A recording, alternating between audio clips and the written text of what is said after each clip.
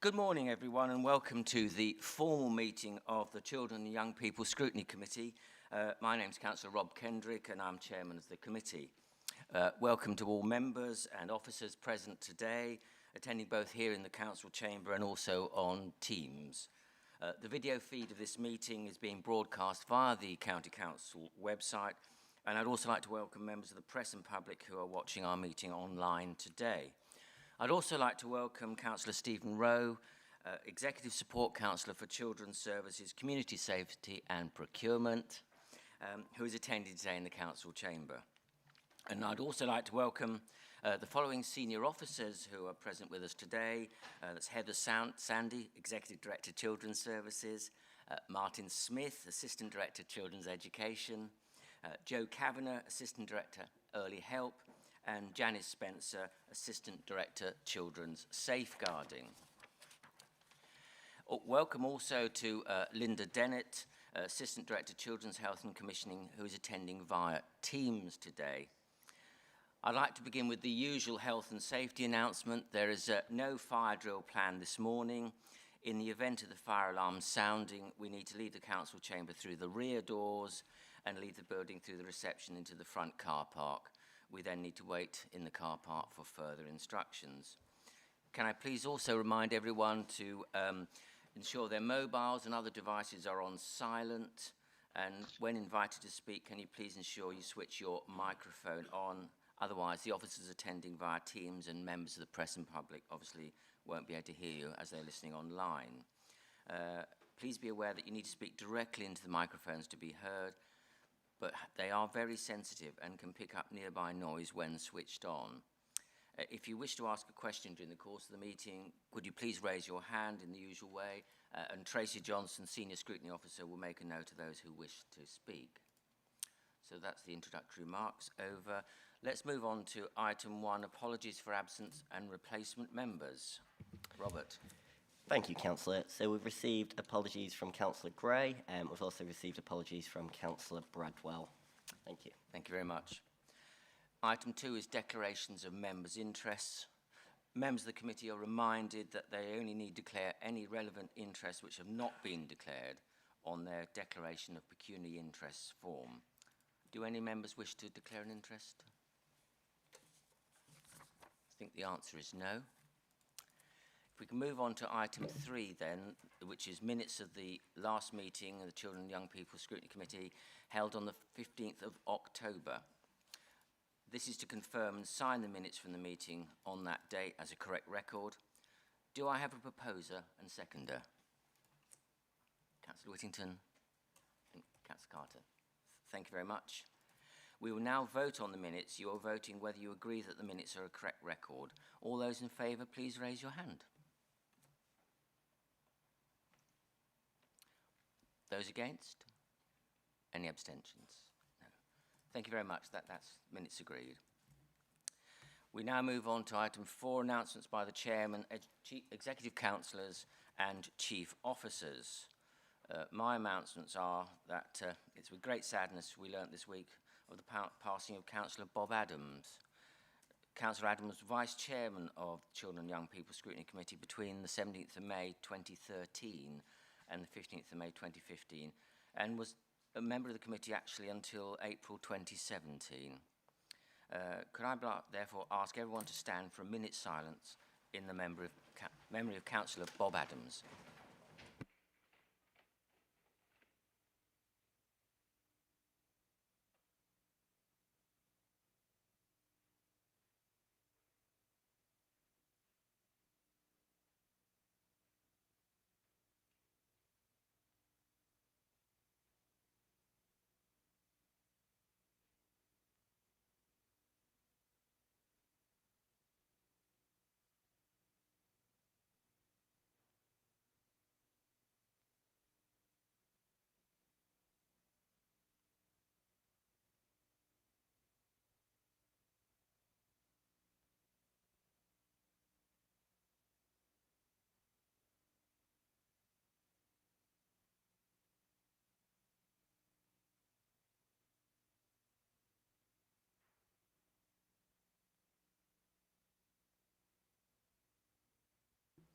Thank you very much.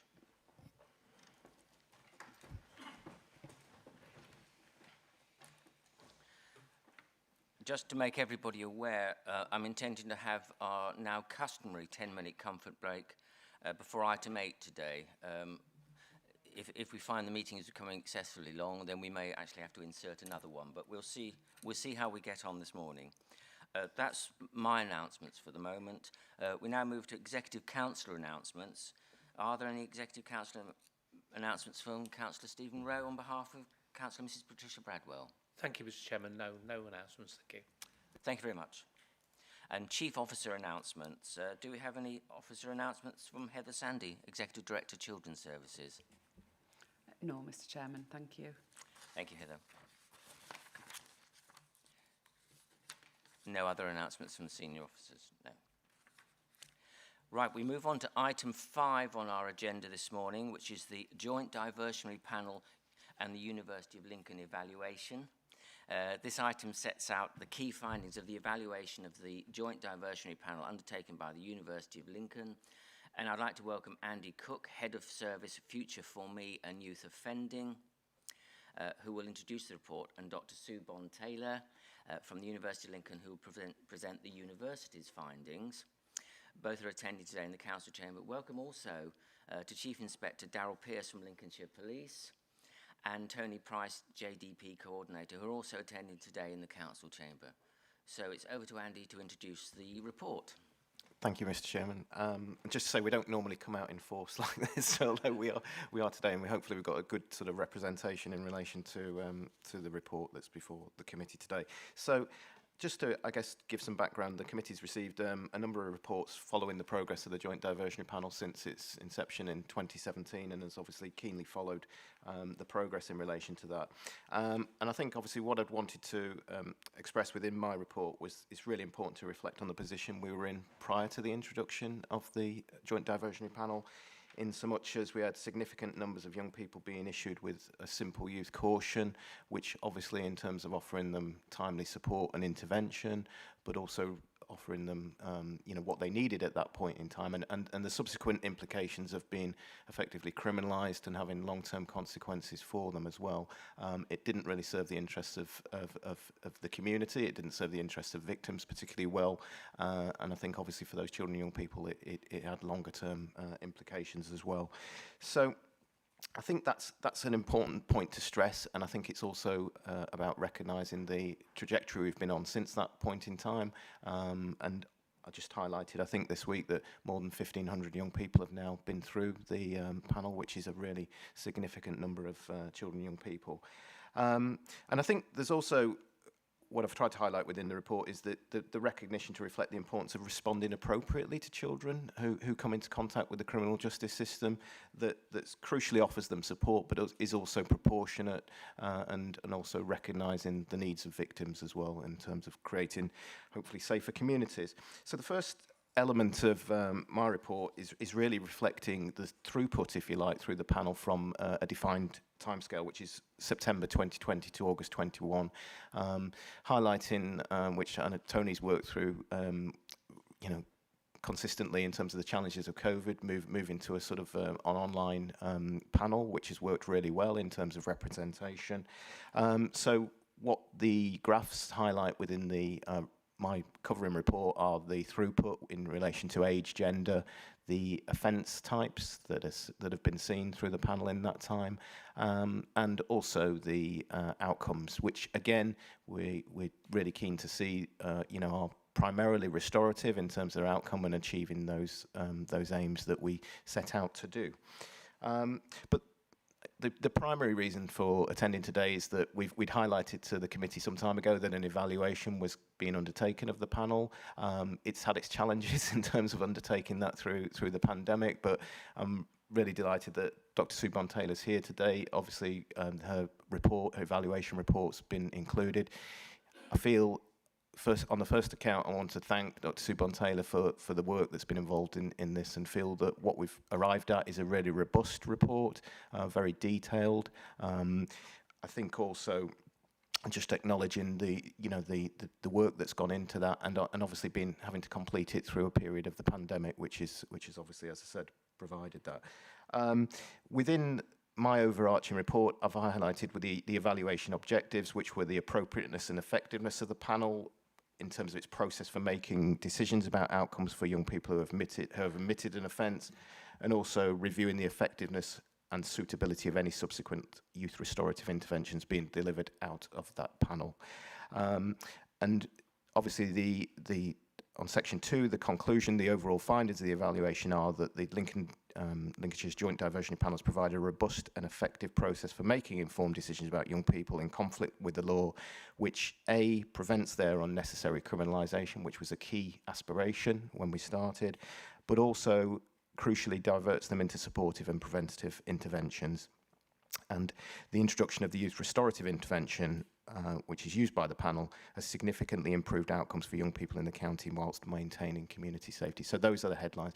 What's also captured there are the key findings, summarised clearly because of the length of the report, but also the recommendations as well that Dr. Sue Bontaylor's highlighted as well. But I'm really conscious in terms of having Sue here today, in terms of the opportunity for Sue to give some opportunity to speak to her report, and for the committee to hear that.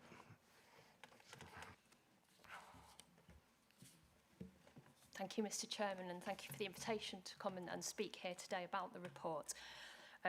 Andy's given an indication of those findings of the report, a sort of general overview, and certainly I think from my experience and the people I've spoken to and the data that we've looked at, it's something that the County Council should be very proud of. It's quite a brave and progressive approach to youth justice, which is really highlighting some of the best practice that I've come across across England and Wales, and following the direction that the Youth Justice Board is looking for local authorities to pursue.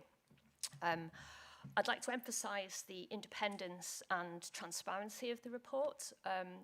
Although I did clearly work in partnership with the local authority, with the County Council and the police, etc., to gather the data and to kind of get access.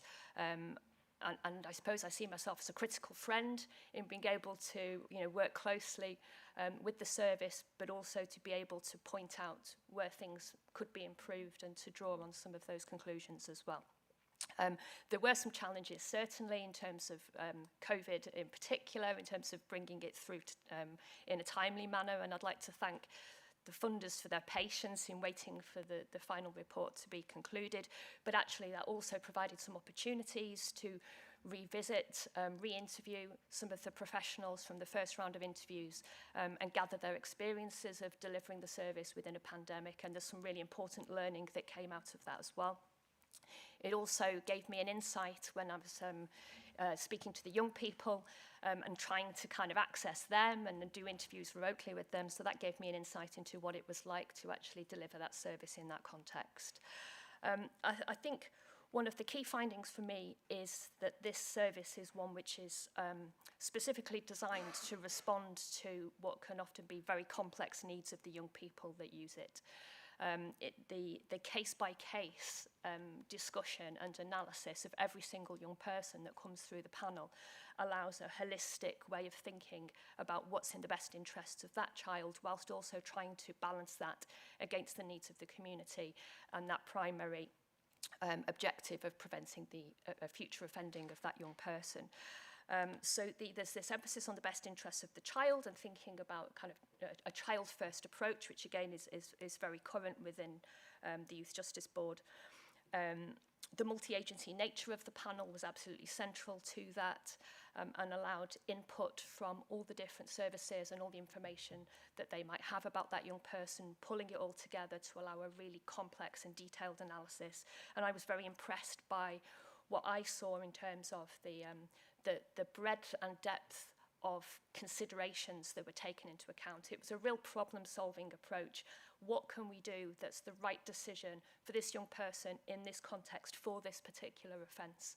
And that was very impressive to see. I've also been really impressed with the way that, because the evaluation has been conducted over a period of time, and a longer period of time than originally anticipated, that I've provided updates periodically, and certainly the service has not waited for the final report to act upon those updates. And where they've received information through about things that could be improved, they've worked to develop those during the evaluation period. So, for example, in terms of some of those concerns potentially around some of the more serious offending that was going through the panel, they've now put in place a more robust harmful sexual behaviours panel with greater levels of expertise to be able to make appropriate decisions and manage risk within that context. Also, in terms of some of the findings from the early evaluation, in terms of the victim survey and interviews with victims, that suggested that victims might like to have more say at the panel process. That again, this has been developed, and victim liaison officers now routinely attend those panels in order to feed the victim's voice in. So it's been really positive to see how the evaluation has helped to shape the development of the service through the evaluation process as well. I think also, you know, just to pick up on what Andy was saying about what was here before, and there could potentially be, I suppose, an assumption that this might be a softer option because we're not criminalising young people, not all young people, and we're not pushing them all through the court process. But actually, I would really like to reassure the council and the public that the decisions that are being made here are appropriate and robust, and that actually a lot of young people are receiving more intervention than they would have done previously. The significant number of youth cautions that came with no intervention or support or requirements for the young person, but did give them a criminal record, which then impacted their life chances in the future. You know, we've moved away from that now, and we're looking to see what intervention we can put in place for those young people to help them move away from offending and address those underlying complex issues that might be impacting them, but where possible without necessarily giving them that long-lasting impact of that criminal record. So I think I might leave it there in order to allow time for any questions. Thank you. Thank you very much. It strikes me as a significant piece of work that you've undertaken, and I think it's to be welcomed. Do we have any questions? Yes, Chairman, we have Councillor Whittington. Councillor Whittington. Yes, thank you much indeed, Mr. Chairman. Thanks, Andy, and thanks, Sue, for the report. I sat on this Children's Scrutiny Committee in the last council at the time when the Joint Diversionary panel got set up. I remember seeing some of the stats beforehand of the numbers of young people in Lincolnshire who were receiving cautions, and it was quite alarming. Actually, it was really, really high, and I think we were well above the national average, and I think that was sort of the background for starting the panel. I think this is I share your view, Mr. Chair, and I think this is a great piece of work, and I think this really is a tremendous movement forward. Actually, to me, it does seem crazy to potentially, well, actually to criminalise young people at a very early age who might just have, for a whole variety of different reasons, have just drifted into sort of minor. I mean, obviously, I'm guessing some of the interventions here are potentially for some slightly more serious things. But for me, and I think I agree with what Sue was saying, because there seems to be here, there's a lot more getting the young people to actually try to understand the views of the victim, which I think is really, really important. I think that engagement for me is really, really important. It's building that sort of empathy. The actions you've done, have actually had an impact upon somebody else. I think bringing young people face to face with that, and I think you see that in the stats, because I think only 18% who've been before the panel once go a second time, and then the numbers drop and tail right off. So I think that, to me, that shows that it's working. That it's actually just like, it's a warning. It's a way of just sort of trying to flag up to a young person that what they've done has been wrong, but they're not going to be criminalised for it. That we are going to try and work with you, and obviously, I as you know, I adopted a young boy from LCC many years ago, And I remember one incident, which I'm quite prepared to share. He'd been living with us for about 3 or 4 years, and we came up to Lincoln for a day trip from Grantham, and he was a bit concerned. And at that time, he was about 11, 12. And I said, what's the matter? He says, we're not going anywhere near the coping around St Giles. I said, no. I said, why? I said, why? And he actually told me that because the 6 children weren't being fed properly by their parents, they used to go to the co-op to steal food. So they've been shoplifting, but they had to do it in order to basically eat. And I think that potentially, that they could have been criminalised. The reality is there were so many underlying social problems behind that. That I think it's really, really important that those are actually addressed. And instead of just seeing young people as criminals, what's the story behind it? And I think that's really, really important. My question is, it looks like this is a great report. We're doing really, really well. There's a number of recommendations here on page 30 of our pack. And I'm just wondering, and maybe this is a question for the senior officers, have we got plans to sort of work towards implementing these recommendations? Have we got sort of a time frame?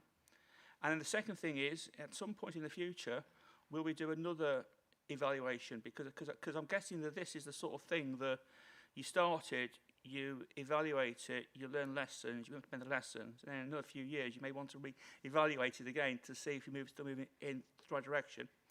And my final point is this something that we could then share best practice with other local authorities across the country? Because it seems to me as if we've worked this up, that there may be other local authorities who are in a similar position to where we were 4, 5, 6 years ago, might actually be able to benefit from it. So that's it. Thanks, Mr. Chairman. Thank you.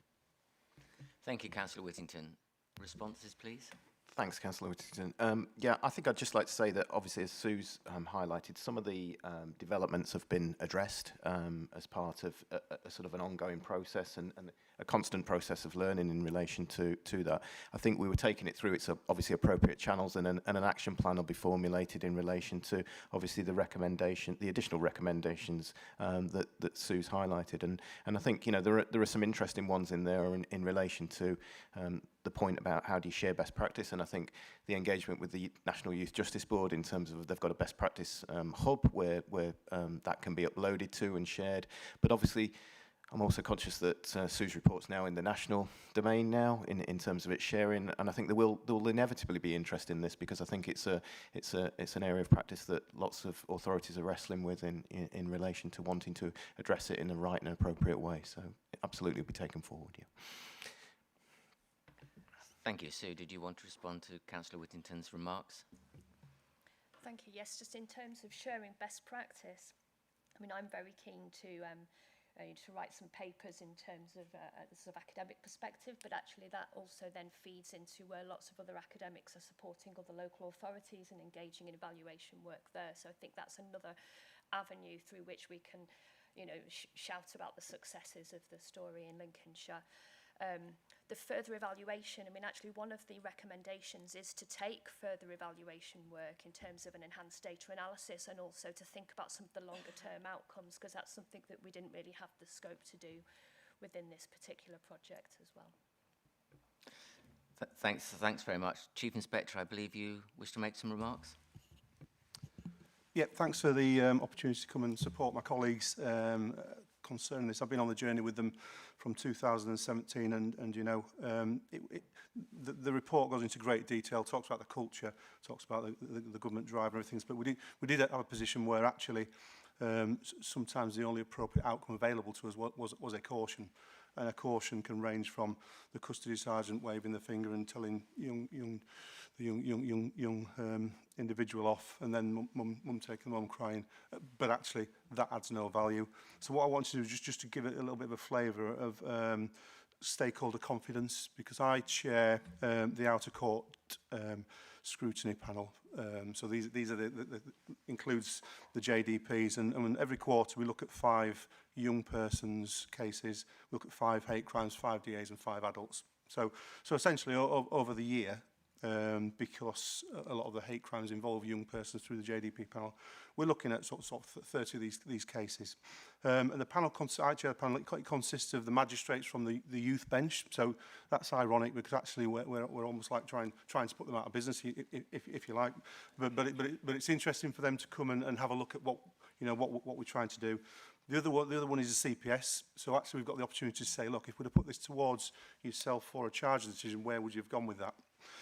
Probation and all the other criminal justice agencies. So we look at these cases and our role is to make sure that we have put together appropriate practice and we've done the right thing. But actually, where it ends up, and Tony sits on the panel as well, is the people want to get underneath. They want to get underneath and they want to hear about the cases.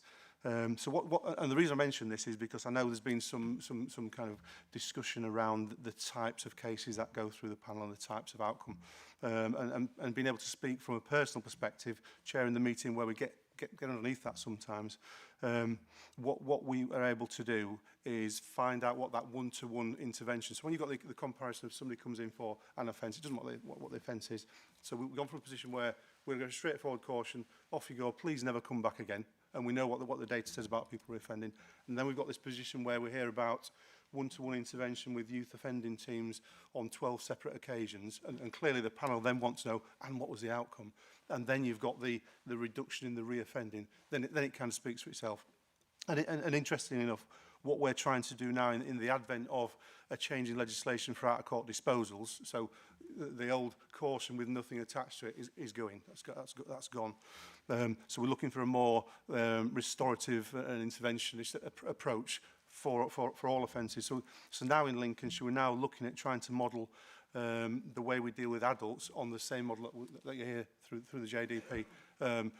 Because of the availability and the wide range of bespoke interventions and support that is available, which is all covered off in the report. So yeah, I just wanted to kind of just from our perspective talk about that journey, and if there's any way I could possibly have all the police officers read that 83-page report like I did last night for the second time, then actually they will understand the process like I understand it and have that support. So as I say, that kind of talks about where we've come from and where we are now. But we're fully supportive, and it's really important to have the stakeholders understanding it. But I do think we probably need to do just a little bit more. It's a recommendation around the victim understanding, the victim engagement right from the start to the end. So that was just a point I wanted to make. Thank you very much. It's very good to have your input. Tracy, any further questioners? Yes, Chairman, we have Councillor Carter, Councillor Tyrrell and Councillor Cleaver. Councillor Carter. Thank you, Chairman. I spent 2 days actually reading this report because I'm quite neurotic about detail and things like that. I'll be honest, there's a lot in it that doesn't sit very well with me at all, to be honest with you. I felt that there was quite a lot of negativity towards the police. Phrases such as inappropriate use of police caution, changing police attitudes and responses to young people in conflict with the law. Let's keep sight of the fact that the police are the ones that the public see. They're the ones that they want to see enforcing this. So until the public are going to be in favour of this and see this as not the light touch, then absolutely, the police are going to take the butt of this. So for me, I felt it incredibly negative towards the police, particularly on page 46. It literally made it sound like the police evidence. It's saying because there is a risk of uncorroborated intelligence being used in ways detrimental to the young person's right and welfare. That's literally saying that there isn't trust for the police evidence there of what's in their report. So there's a lot there that is not comfortable for me in the slightest. Having said all that, I'm not opposed to the approach taken in this. I think it's important. But the other thing that particularly rings very much for me is this isn't preventative. This is still responding once a problem has already occurred. For me, we're looking at a tiny sample now. 867 people have been through the JDP panel during this period of time. This report is looking at a sample of 12. And when you look on page 40, it reminds us that 4 of those children are looked after children. 5 are known to children's services. We're failing earlier on. And I think that, for me, is what this report is saying to me, much more than the talk of what the panel's doing. I think the panel accepts that there's a lot of learning, there's a lot of communication to the public that needs to improve. I think the communication to the young person involved in it needs to be improved too. There's a number of comments throughout this report that says how the children were basically saying on their interview, thank God I'm not going to court, and that kind of thing. So it's still seen as, I think, from their perspective, as a particularly an easier route to go. I am concerned again that until the panel is running perfectly and these improvements have done, that we're seeing the rise of the more serious offences going through to this panel as well. So I'm not opposed to the whole concept of it. I think it's very good, but I think there's so much more that can be done to improve it. And I think the data is actually during a COVID period of time as well. So a lot of these young people have not been able to go out. So I don't think we've got true data figures either. So I feel that for now is my general feed. Thank you, Councillor Carter. Do we have a response to any of her points? I think the point in relation to the offence types, I also think, I think Sue's spoken earlier about the direction of travels from the outset of the panel in 2017, and the acknowledgement that support to victims is one element to that that's been enhanced, you know, significantly. I think the checks and balances in relation to offence types that come before the panel, I guess Daryl's covered off in relation to the assurances that are provided through that, and the additional scrutiny that's provided by magistrates, you know, in relation to that and the decision making. I think, I suppose in relation to the comments about the police, I can only speak, I guess, from the perspective of, I've worked with Daryl since 2017 in terms of, Daryl was an instigator in wanting this to happen, and in relation to acknowledgement that if we go back to that period in time about how ineffective we were in that time and place in terms of supporting children, and as I said, that was hundreds of children that were effectively being criminalised by that process, is that, you know, that wasn't the place that we wanted to be. We've striven, and I think Sue's acknowledged that, you know, lots of areas we'll be looking at what we're trying to do in relation to this. I think it's really, it is walking a bit of a tightrope, because there's some real challenges in relation to this in terms of people's perception of what you're doing. But I think fundamentally what we're trying to do is support children and young people, satisfy victims, which is absolutely core to what we should be doing, and therefore creating safer communities. And you know, the drivers behind that were really clear at the outset. But I'd also say that in terms of the perception about police, I think I would personally say that I think the Lincolnshire Police have been absolutely fantastic collaborators with us in terms of this process, because none of this could have happened without Lincolnshire Police. I'm absolutely clear in relation to that. Thanks very much. I think, Chief Inspector, you wish to come in. Yeah, thank you. It'd be remiss of me not to thank the councillor for the support that she offers for the police. But just reiterating what Andy said, we've come from a position that was unsatisfactory, and you know, it's in the report, and we were driven by what we used to call detections. So I'm not going to say we got excited by getting the amount of detections, but we were governed by, you need to have this amount of detections in order to be performing well, so to speak. So actually, I can think of some examples where we therefore have treated young people inappropriately, and would deal with things much more holistically and differently today, which you know, which is much better.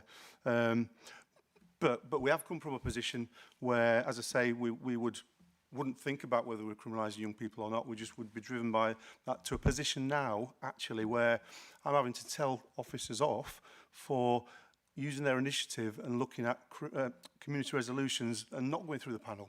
So we've kind of gone full circle. And you know, I having been on the journey and understand my colleagues, I can understand why what was put in the report was put in the report. I don't feel that it's you know, meant to be negative to the police, but I do take on board what they say. So I just wanted to say, just again to reiterate, we've been over here, we're now over here, we're in a better place, and I think, you know, to summarise, the young people in Lincolnshire are getting better support and better help for future life, and hopefully not coming back through the criminal justice system. So that's what's really important for me. Thanks very much. Heather, I believe you wanted to come in on this? Yeah, and I just want to make the point, and I think it's been covered. This is a partnership. It's not the police and the council in another place.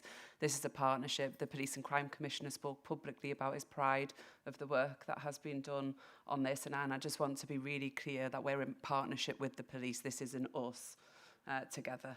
Thank you. Thanks very much. Councillor Tyrrell.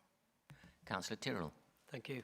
I think a lot of it's been covered anyway, but my thoughts is children at the age of 10, 11 years old, they're usually a little bit of, I'm going to push the boundaries anyway. So I can understand not giving them a criminal record or anything like that. I agree with that. But if he keeps repeating it, where is the shut-off point? When do you actually say enough's enough? You know, the carrot and stick in my eyes. When we were kids, you never heard half of this, what went on. I don't know where it stopped and where all this became. I don't know how you see it. Like, I know it's a generation thing, but I'd like to understand.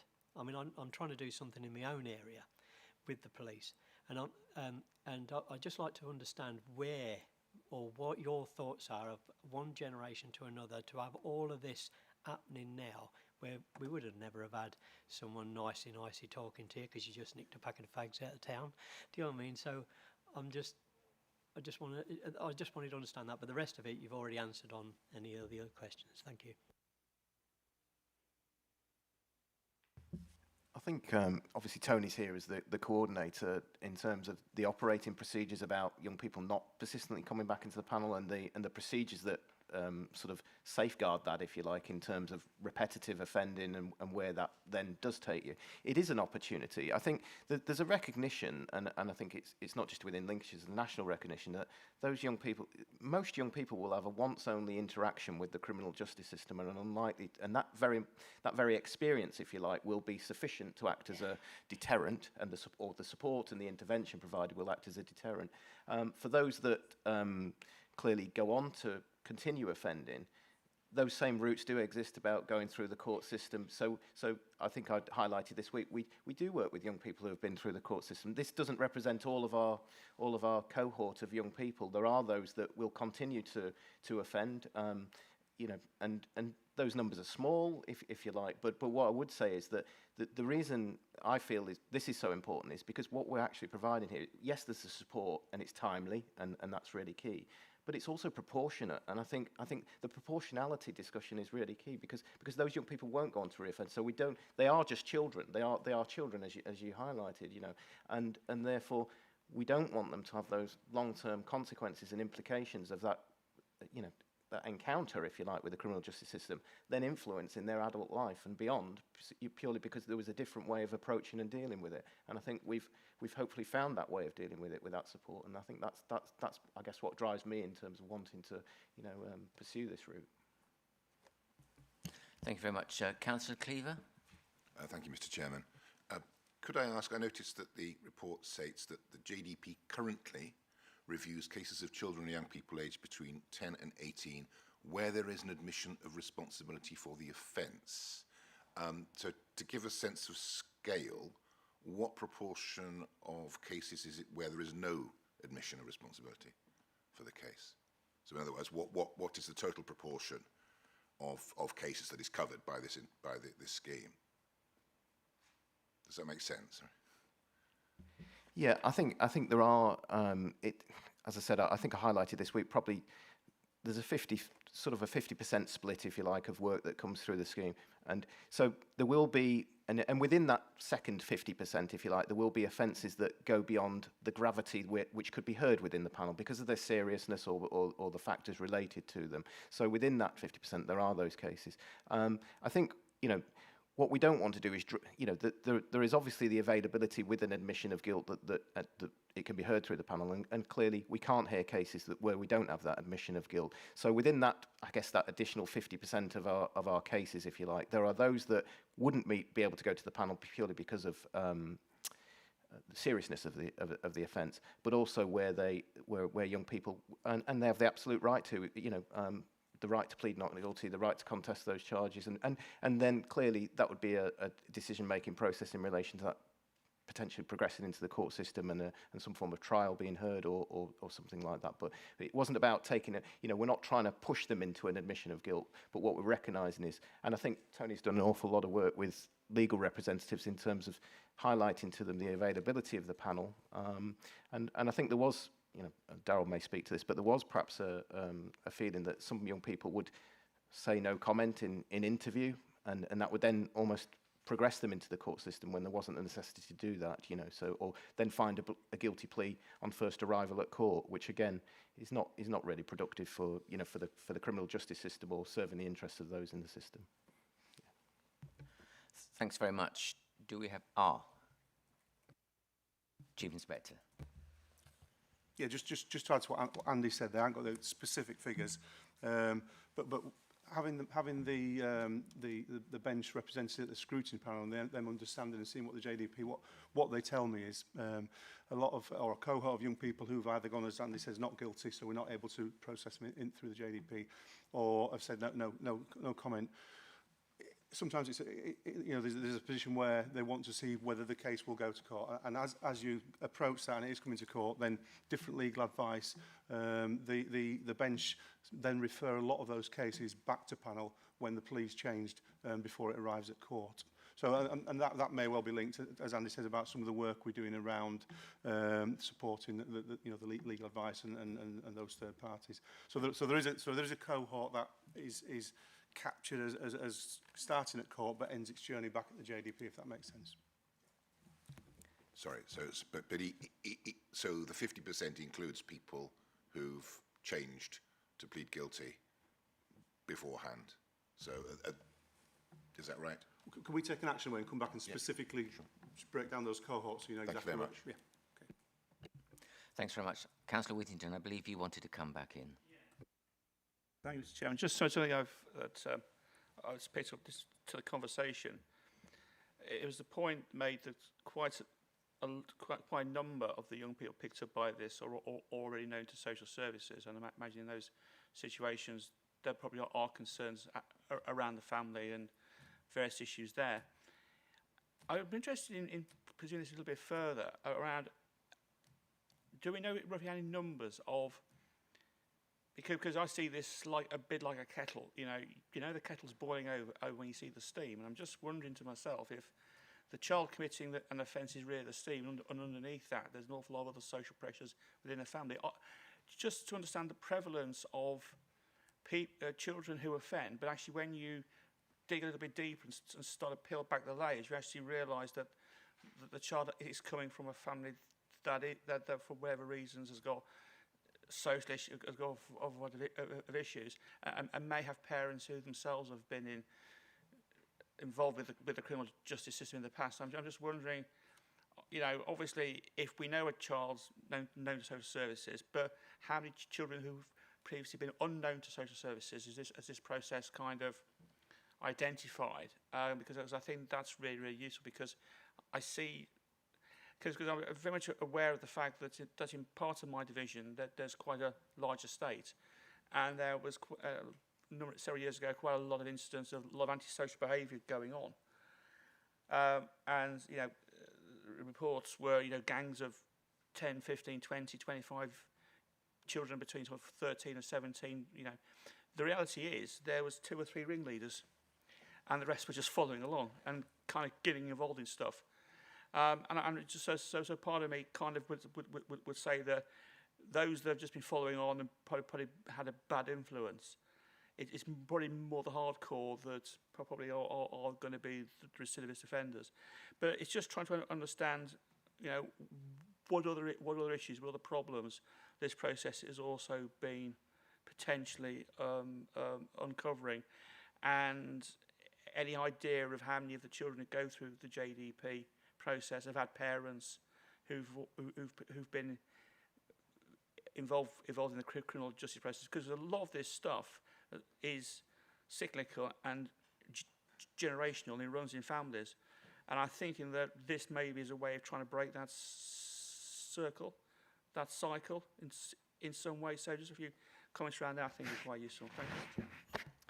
Thank you. Jo, did you want to come in? Yeah, thank you. That's a really good question, and I think it's one of the real benefits of the JDP panel process, in that it sometimes that interaction that Andy describes with the criminal justice system, with the police, might be the first time that anybody's noticed that there are things going on in that household, in that family, and through having the holistic approach to assessing the young person, it brings together a range of experts, including the police and the youth offending service, but also education.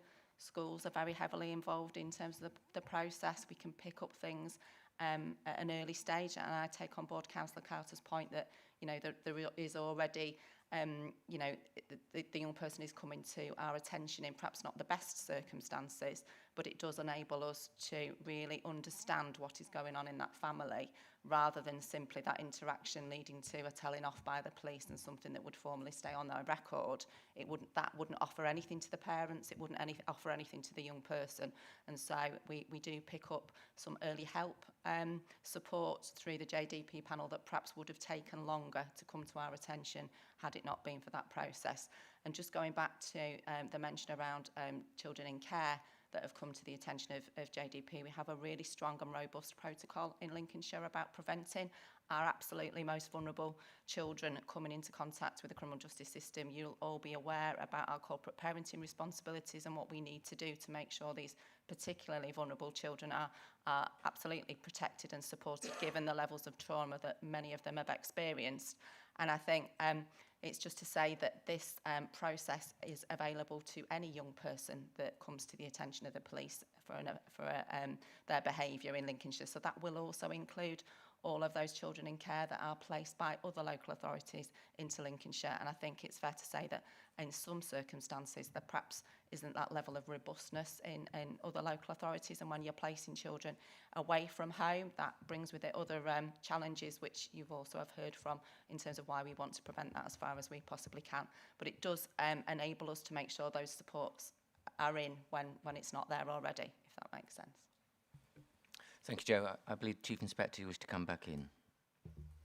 Yeah, thank you. This will be my final point. It's just in terms of the vulnerabilities, myself and Andy and the team are now looking at a process where every young person who comes into police custody will automatically get seen by what's called our criminal justice liaison and diversions scheme, so that the practice nurses from NHS LPFT will get to look and look at those vulnerabilities, and obviously they will then liaise with children's services and other agencies. So we've reverted back to a position where actually every young person who comes into our custody now will have vulnerabilities, and we'll do something around trying to, you know, get the advocacy and support in there to start this kind of journey. So that's another shift that we're starting to put in place from the 1st of December.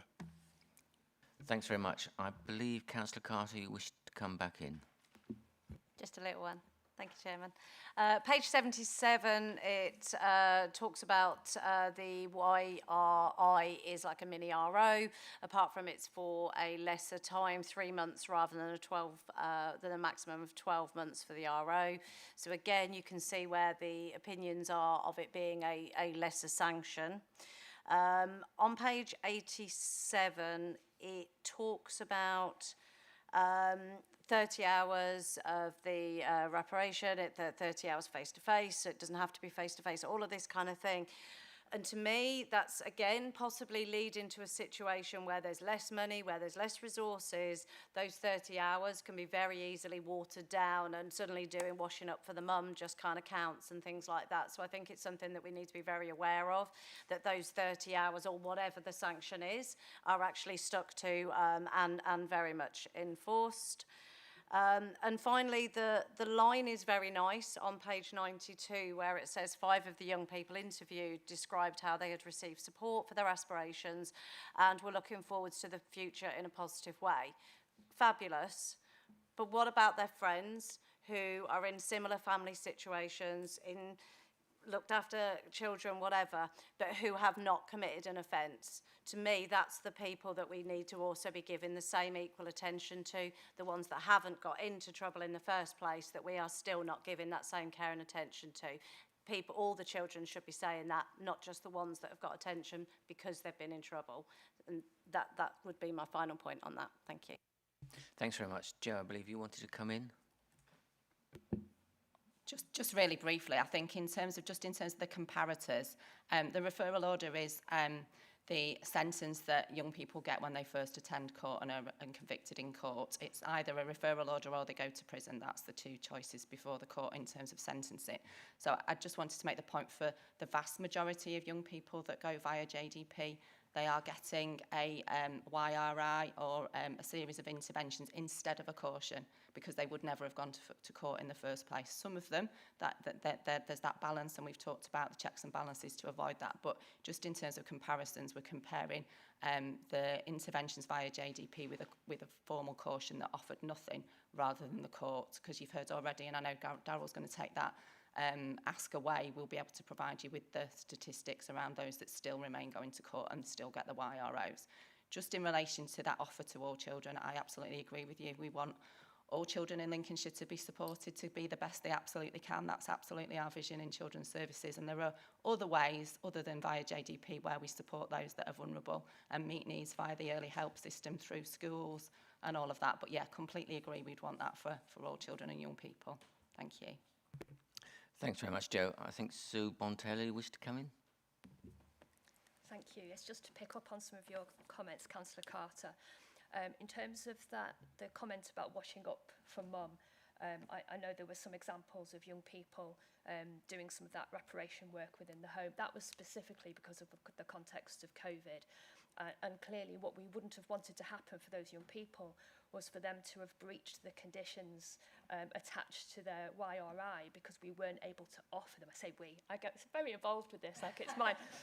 That the service wasn't able to offer a sufficient sort of reparation and unpaid work hours outside the home.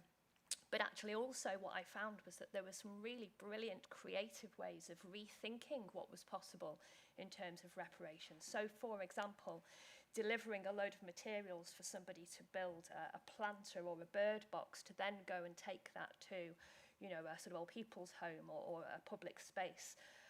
So there was a lot of creativity, but sometimes, yeah, it did mean, you know, trying to find alternatives within the home as well.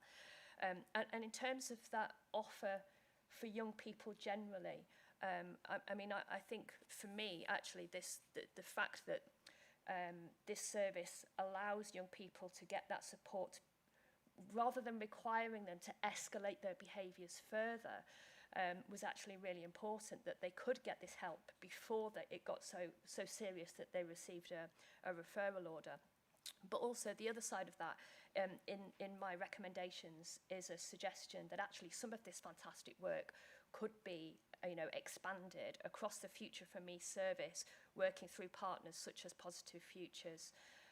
You know, I mean, that would be wonderful to see that service made available to a wider range of young people who are perhaps seen as being at risk or in need, even before they get to that point of that initial offence.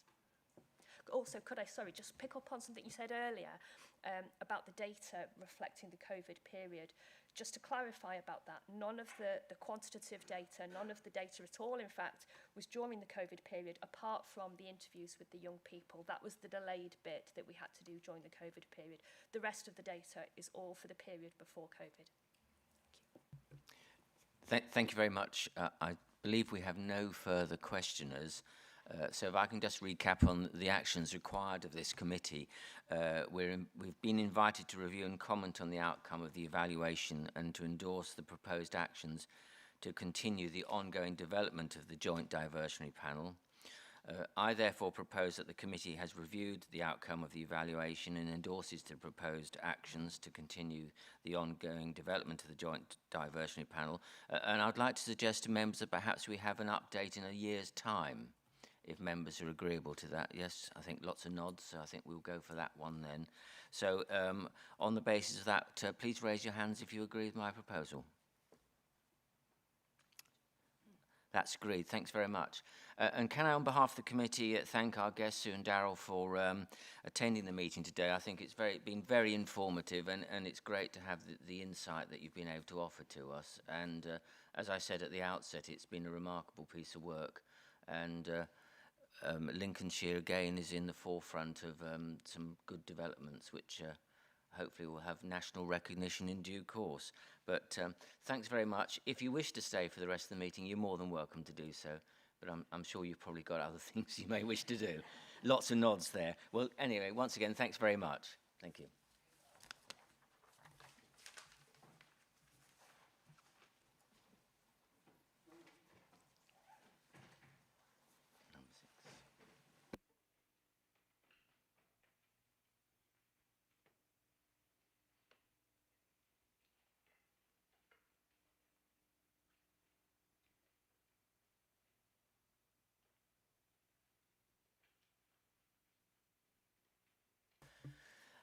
Okay, coming back to the agenda, we're on item 6 now, which is Children and Care Transformation Residential Estate Expansion Programme. And just to, perhaps for the benefit of newer members of this committee, this item is for pre-decision scrutiny prior to a decision by Councillor Mrs Bradwell between the 22nd and 30th of November. The committee is being consulted on the business case for the use of £1.5 million of allocated council capital funding from the Residential Children's Home Capital Programme, and this is to invest in 2 new children's homes in Lincolnshire. And the committee has the opportunity today to provide advice, recommendations or comments to the Executive Council for the Executive Councillor's consideration before she makes her decision. And with that in mind, I'd like to welcome Janice Spencer, again, Janice, Assistant Director Children's Safeguarding, who's attending today, and also welcome Matthew Clayton, Admissions and Education Provision Manager, who is also in attendance for this item in the Council Chamber. So it's over to you, Janice. Thank you, Chair. Yes, as you've just rightly pointed out, we are seeking 1.5 million from the capital funding, and that's about developing our residential estate. It's about expanding our children's home provision. I think in the paper it's been highlighted that we are an outstanding children's services and we deliver excellent outcomes for many of our children and young people. However, we're never complacent, as Heather always says. If you're standing still, you're not moving forward.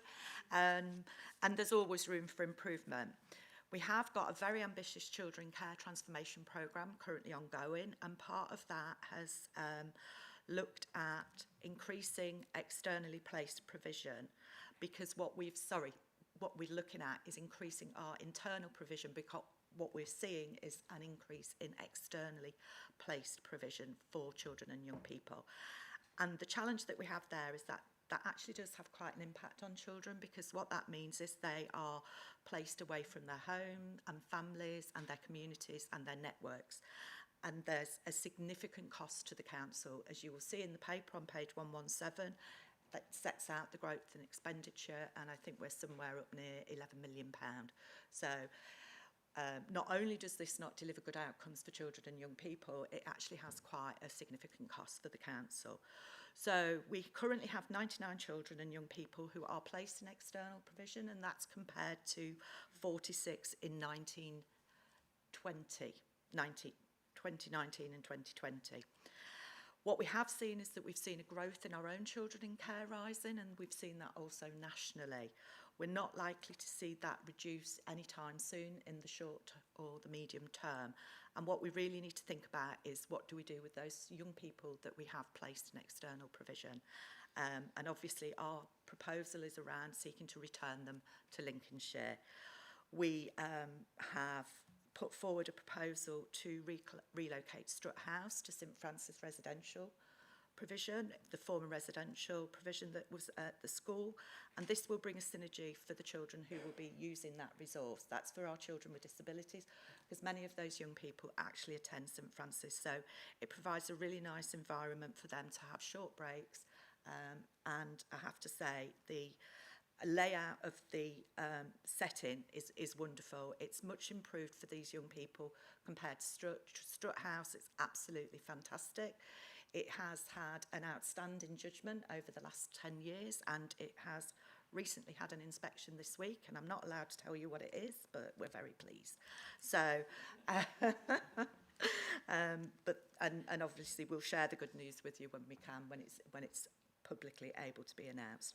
So the facilities for children with disabilities will move to St Francis, which was previously known as Wickenby. And what we're proposing to do is convert Strut House into what we call a mainstream residential home. But what we're looking at is the younger cohorts, 6 to 12-year-olds, because what we've seen is absolutely an increase in those younger vulnerable children being placed in out-of-county provision. And again, that's at a distance from their families. And that makes it more challenging for us to kind of work with the families to effect successful reunification plans, either back to their families or into foster care. So the plan around Strut, which will become Robin House if it is approved, is that 6 to 12-year-olds will come and we will work with them, we'll stabilise them, and we'll be looking specifically to help them transition back home or into foster care.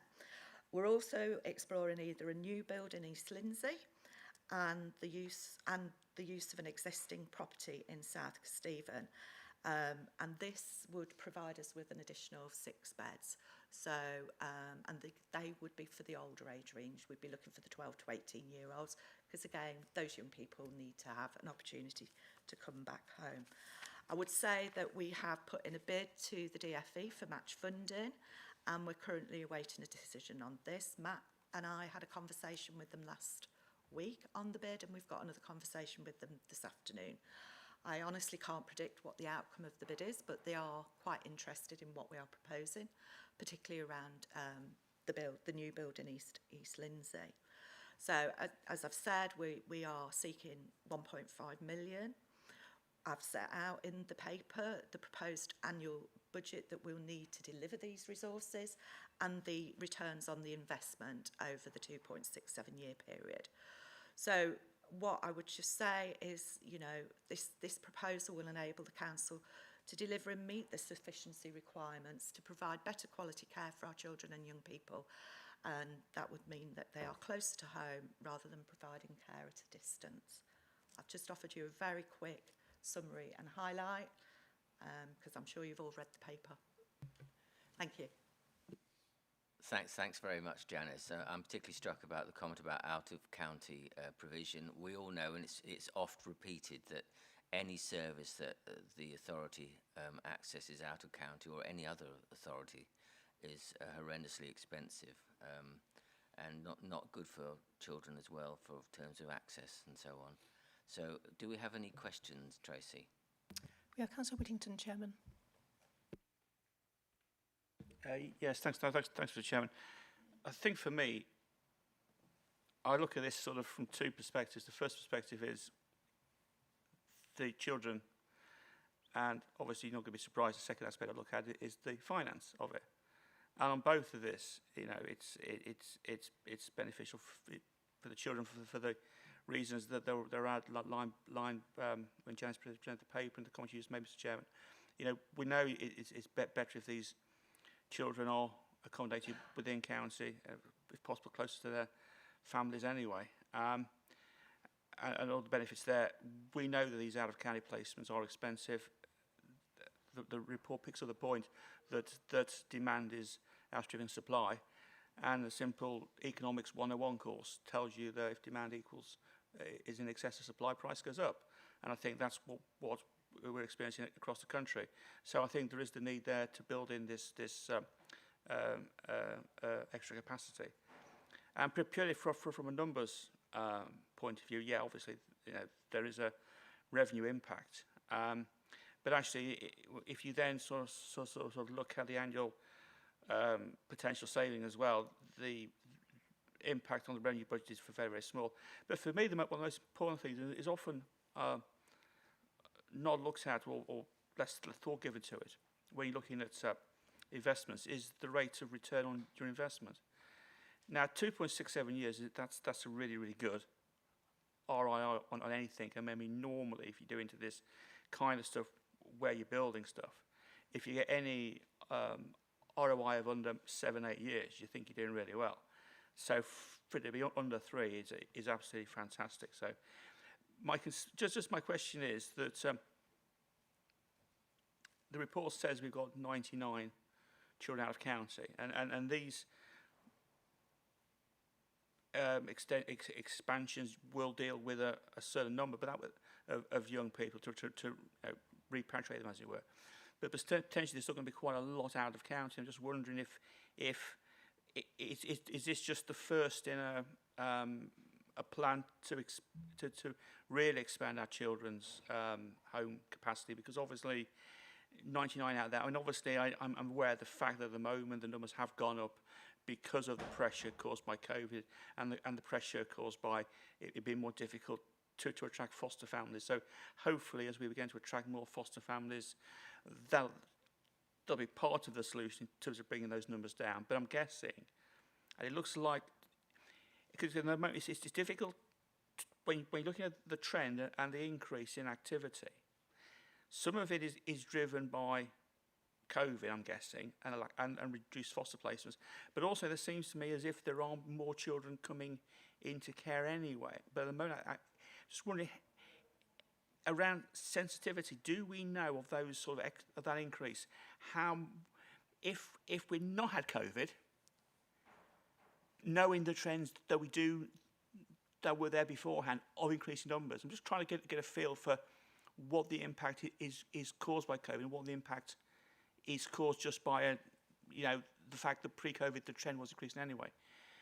And as I say, and just understanding that is this the first phase, the first phase of a wider program? Because for me, this makes perfect sense both for the children and in purely financial terms.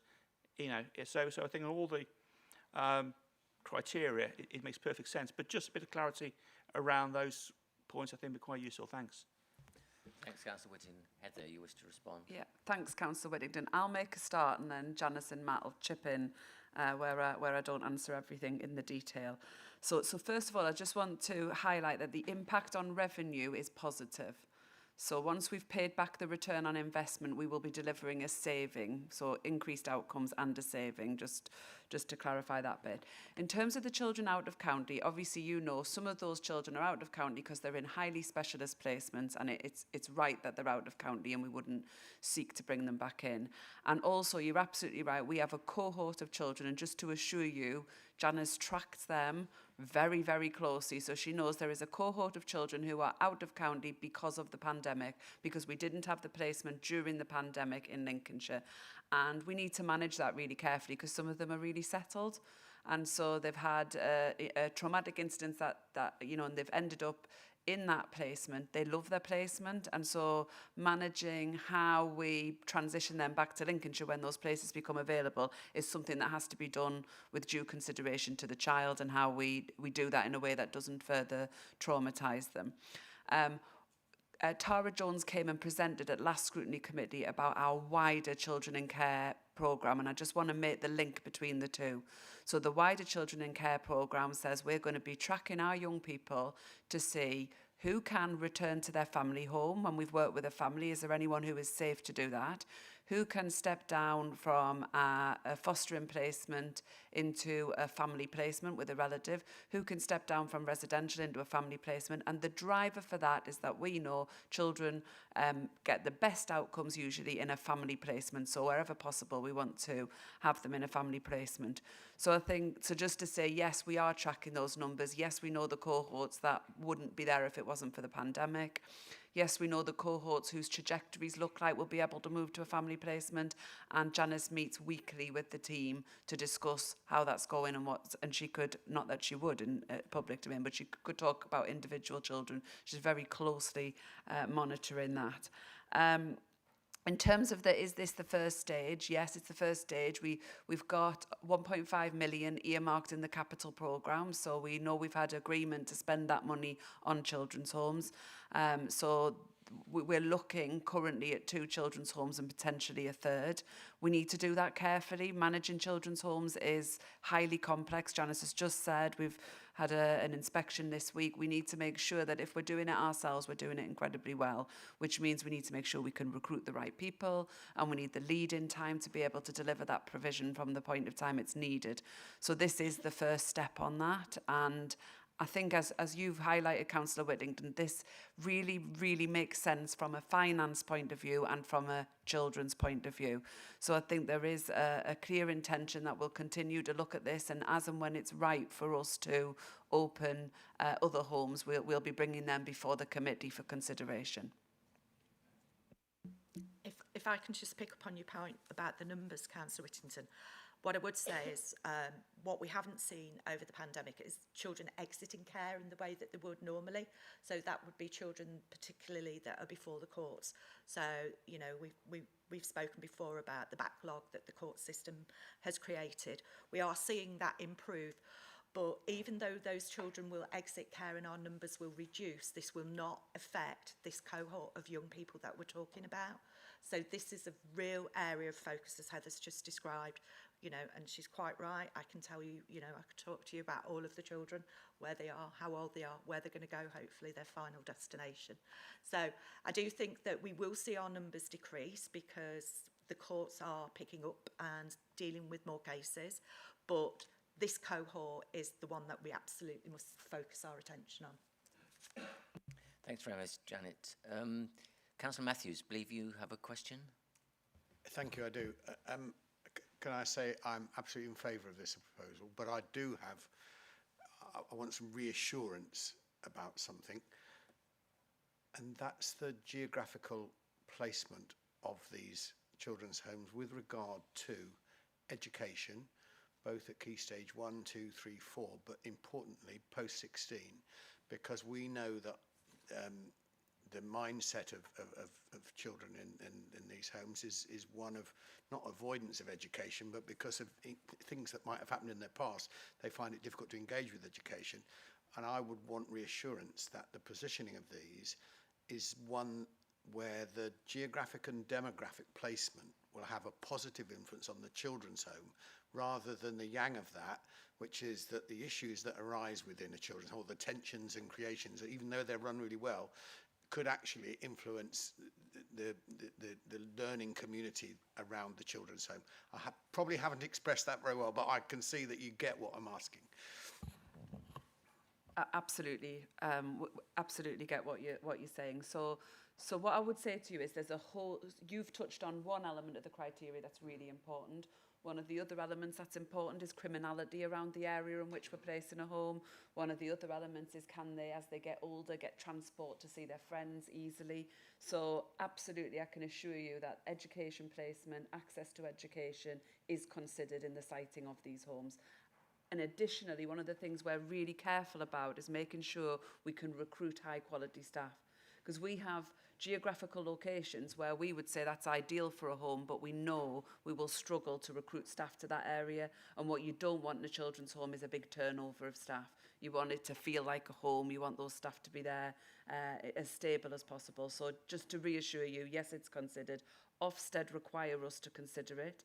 And when we register the home with Ofsted, that will be part of the assessment they do. You want to come back, Councillor Matthews?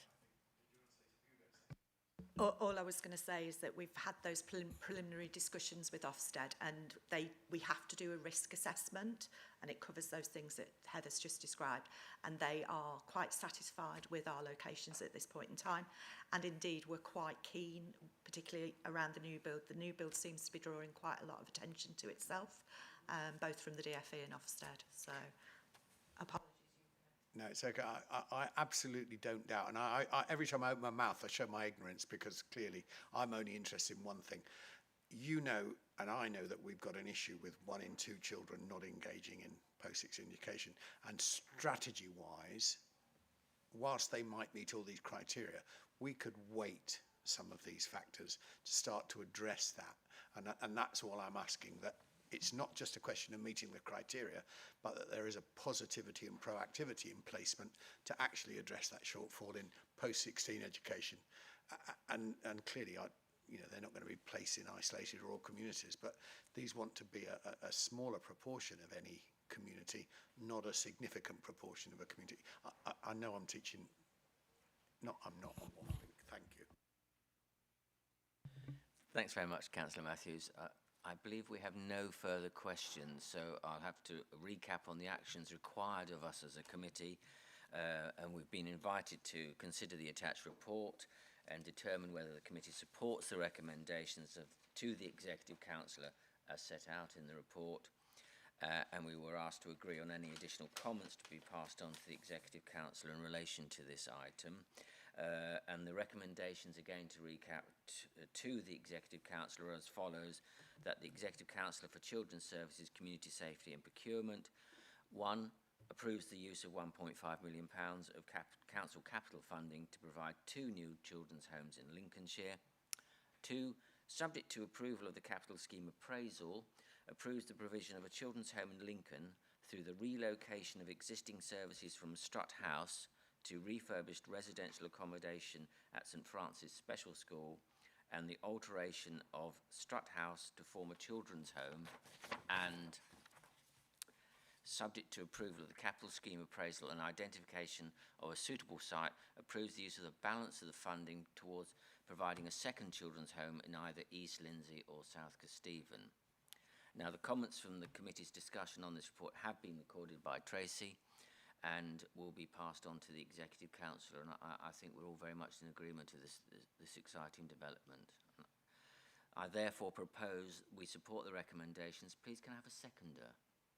Oh, Councillor Matthews, I think I saw first. Councillor Matthews, thank you. We will now vote on this item. You're voting on whether you support the recommendations to the Executive Councillor and agree to provide the additional comments to the Executive Councillor. All those in favour, please raise your hands. So there's none against. We're unanimous in that one. Thanks very much. So that's clearly supported, and thank you for the presentation. We now move on to item 7 in similar vein, Lincoln Children's Home. And this item is for pre-decision scrutiny prior to a decision by Councillor Hill and Councillor Bootroyd between the 23rd and 30th November this year. And the committee has been consulted on the relocation of the council's existing short breaks home to a location on the St Francis School special site in Lincoln, and for the vacated short breaks home to be converted to a children's home. The committee has had the opportunity today to provide advice, recommendations and comments to the Executive Councillors for the Executive Councillors' consideration before they make the decision. And in this instance, I'd like to welcome Dave Pennington, Head of Property Development, who's attending with us in the Council Chamber today to present the report. I'd also like to welcome Matthew Stapleton, Senior Project Manager, Corporate Property, who's also in attendance in the Council Chamber for this item, along with Matthew Clayton. Over to you, Dave. Thank you, Chairman. For the purposes of clarity, I will refer to St Francis and also St Catherine's. So St Francis for the short breaks provision and St Catherine's as the children's home. Otherwise, I will end up referring to the wrong thing at the wrong time. So, without further ado, I will crack on. The proposal, following on from Janice's presentation earlier on around the strategy, the proposal is at St Francis to extensively refurbish the ground floor of the former residential unit there, and also reconfigure the first floor to allow for 24/7 staff presence and a training space available for a training facility for the service area. Equally, the proposal is also to refurbish, do some minor remodelling at St Catherine's to allow for residential provision. I'll just draw your attention, I'll just pick out a couple of highlights from the paper for you and then invite any questions. Section 3 on your paper deals with the scope of the works. So what we're planning to do up at St Francis is offer 5 specialist bedrooms there with accessible bathrooms, dining and kitchen rooms space, soft play and sensory rooms for the children. And picking up on Heather's points made earlier on, we're paying particular attention to making this feel like a homely environment, as we are also doing with St Catherine's as well. I will just move on further down the report. We will also be, just to pick out the budget on this one as well, which you will see in section 4 there. We're looking at 1.162 for the St Francis site and just shy of £80,000 for the St Catherine's site. Again, I'll also draw your attention to the project risk budgets. I know we've had a few questions on this in this committee in the past.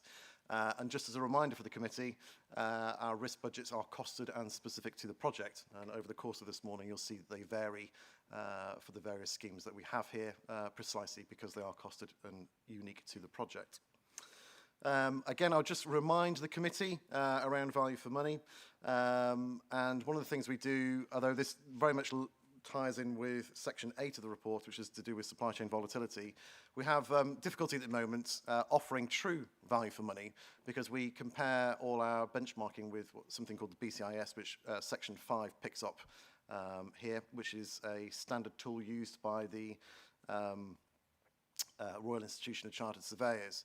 Now, what we have in the construction industry at the moment is extreme volatility within the supply chain, which is, as I've mentioned to you previously, is causing unprecedented supply chain fluctuations and difficulties around pricing.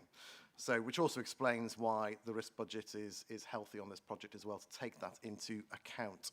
So we do benchmark it, but that also comes with a healthy caveat, which is we're going out to the market and we're tendering, and that will give us our actual price. So just to wrap that up with you, so to provide some reassurance that we do benchmark, but the environment within the construction industry at the moment is highly volatile. So there is that healthy level of risk. Notwithstanding that, we do go through a design approval process where we work very closely with Children's Services, the service area, to design these, and we only provide what is absolutely necessary. And equally, we work very closely, as detailed in section 7 of the report, with our colleagues in Kia to assess any cost information that comes back from contractors, and we rigorously challenge cost information, and we will always get at least 3 quotes to ensure that we are providing value for money, and that as the local authority we are not being, the wool is not being pulled over our eyes, so to speak. Again, I will just conclude the report by saying that there is extreme supply chain volatility. I have brought this to your attention, in particular with the SEN schemes in the past, so I won't go into any detail at this. You've seen all this information before. But what I will say is that the situation hasn't calmed down, although the Governor of the Bank of England and the government do expect that in the first half of next year, we hope that the situation will calm down, although I do not anticipate that we'll see a reduction in price. I think what we'll see is just a levelling off in the inflationary rate. So without further ado, I invite any questions on that paper. Thanks very much, Dave, for that. Do we have any questions to Dave? We have Councillor Whittington, Chairman. Councillor Whittington. Thanks, Dave. I think I'm the person who probably has questions around risk and supply chain volatility. I'm really pleased, actually, the report is very, very good on that and very, very extensive, and gives a lot of reassurance on that, because I'm pleased you referred specifically to that, because that would have been my question, would have been, how we assess the risk in view of what we know is going on in the supply chain and whatever. But so I won't ask that, because I think you've answered the question in terms of the presentation. Again, this is one of these things where, I'm really happy to support this. We do the benchmarking, and the benchmarking has come out very, very well. When we sort of look at, when we look at the BCIS comparison. So really, no questions, just as a comment. I just think this is a very good report, actually, Dave, that actually does demonstrate value for money. It speaks about the design process, and it deals with the issues that we know around cost control and supply chain volatility. So I've got no more questions, Dave, but just thanks for a really good and comprehensive report. Thank you. Thanks, Councillor Whittington. Councillor Matthews.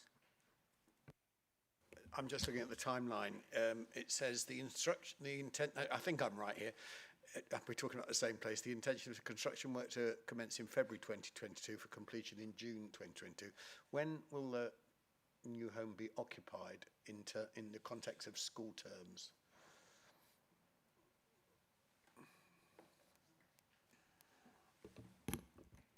We're looking at September of next year for the first new home to be opened, which is one that could be called Robin House, down on St Catherine's.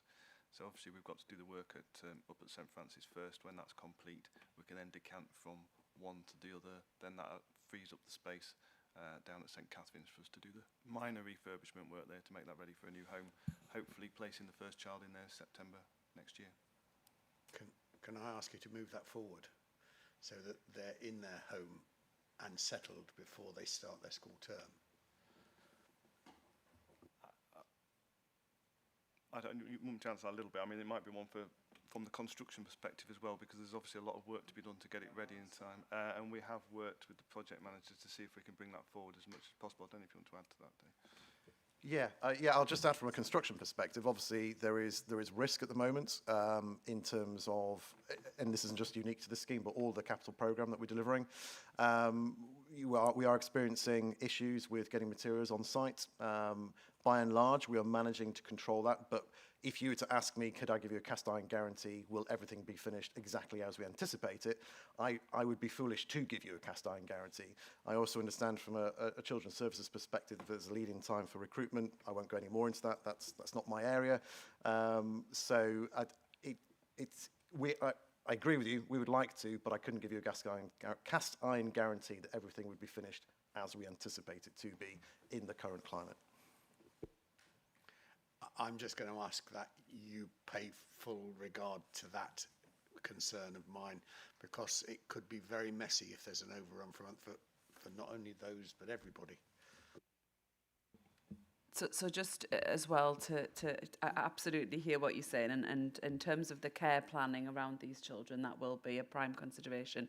It's really very possible that they won't be moving schools as they move home. We try very hard to avoid that. So even if that means a little bit more of a journey for a while until they are settled in a new placement, we don't really look to move both at the same time, even if that's a foster home that they're moving to.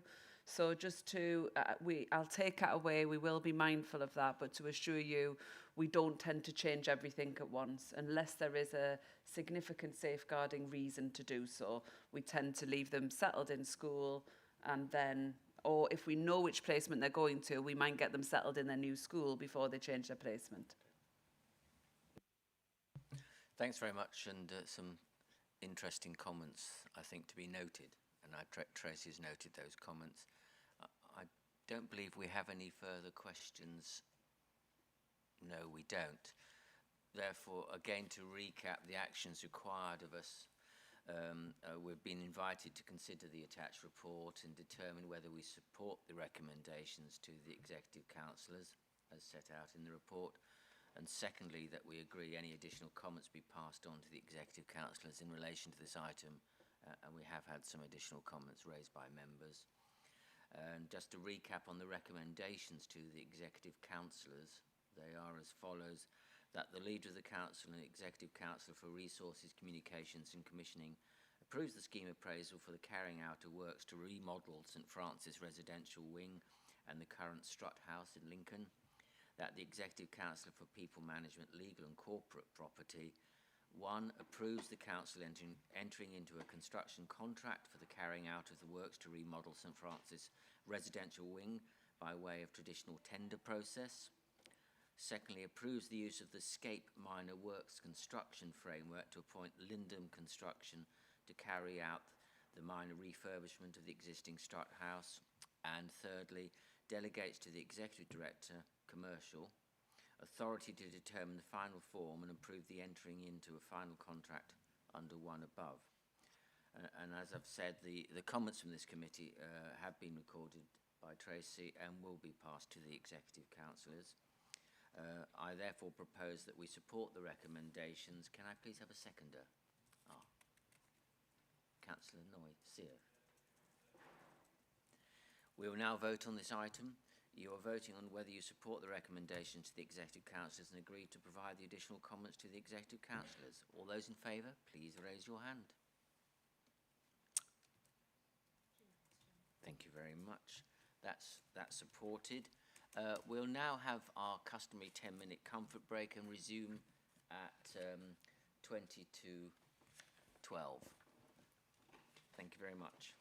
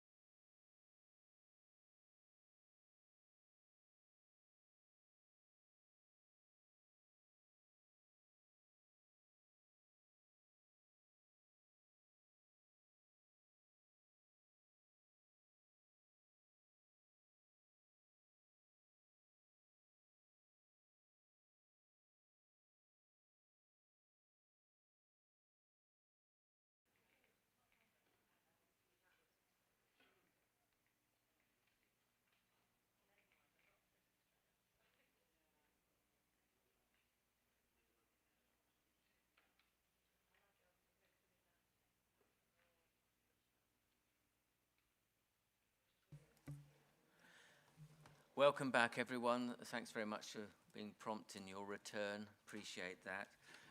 We now move on to item 9, which is the Stanford Welland Academy. Sorry, I'm getting ahead of myself. This is why I have to have Tracy on my right-hand side, just to keep me on track. I'm not in a hurry to get out of this meeting, I hasten to add. Anyway, let's get back to business.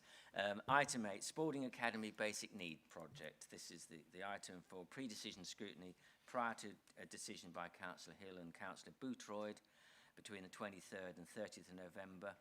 The committee has been consulted on a scheme appraisal and the procurement of the expansion and remodelling to Spalding Academy.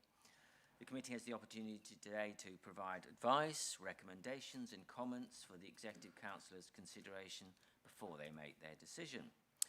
And again, I'd like to invite Dave Pennington to present the report. We also have Matthew Clayton and Matthew Stapleton in attendance as well. So it's back to you again, Dave. Thank you, Chairman. I do apologise for presenting a number of items this morning, so you'll be fed up with my voice by the end of the meeting. So yes, coming on to Spalding Academy, I won't go over some of the same, the report is in the same format as previously, so I won't go through some of the same points, except just to point out that at Spalding Academy, this is a one form of entry expansion, so we're looking at an additional 150 places for the school across the total of 5 years.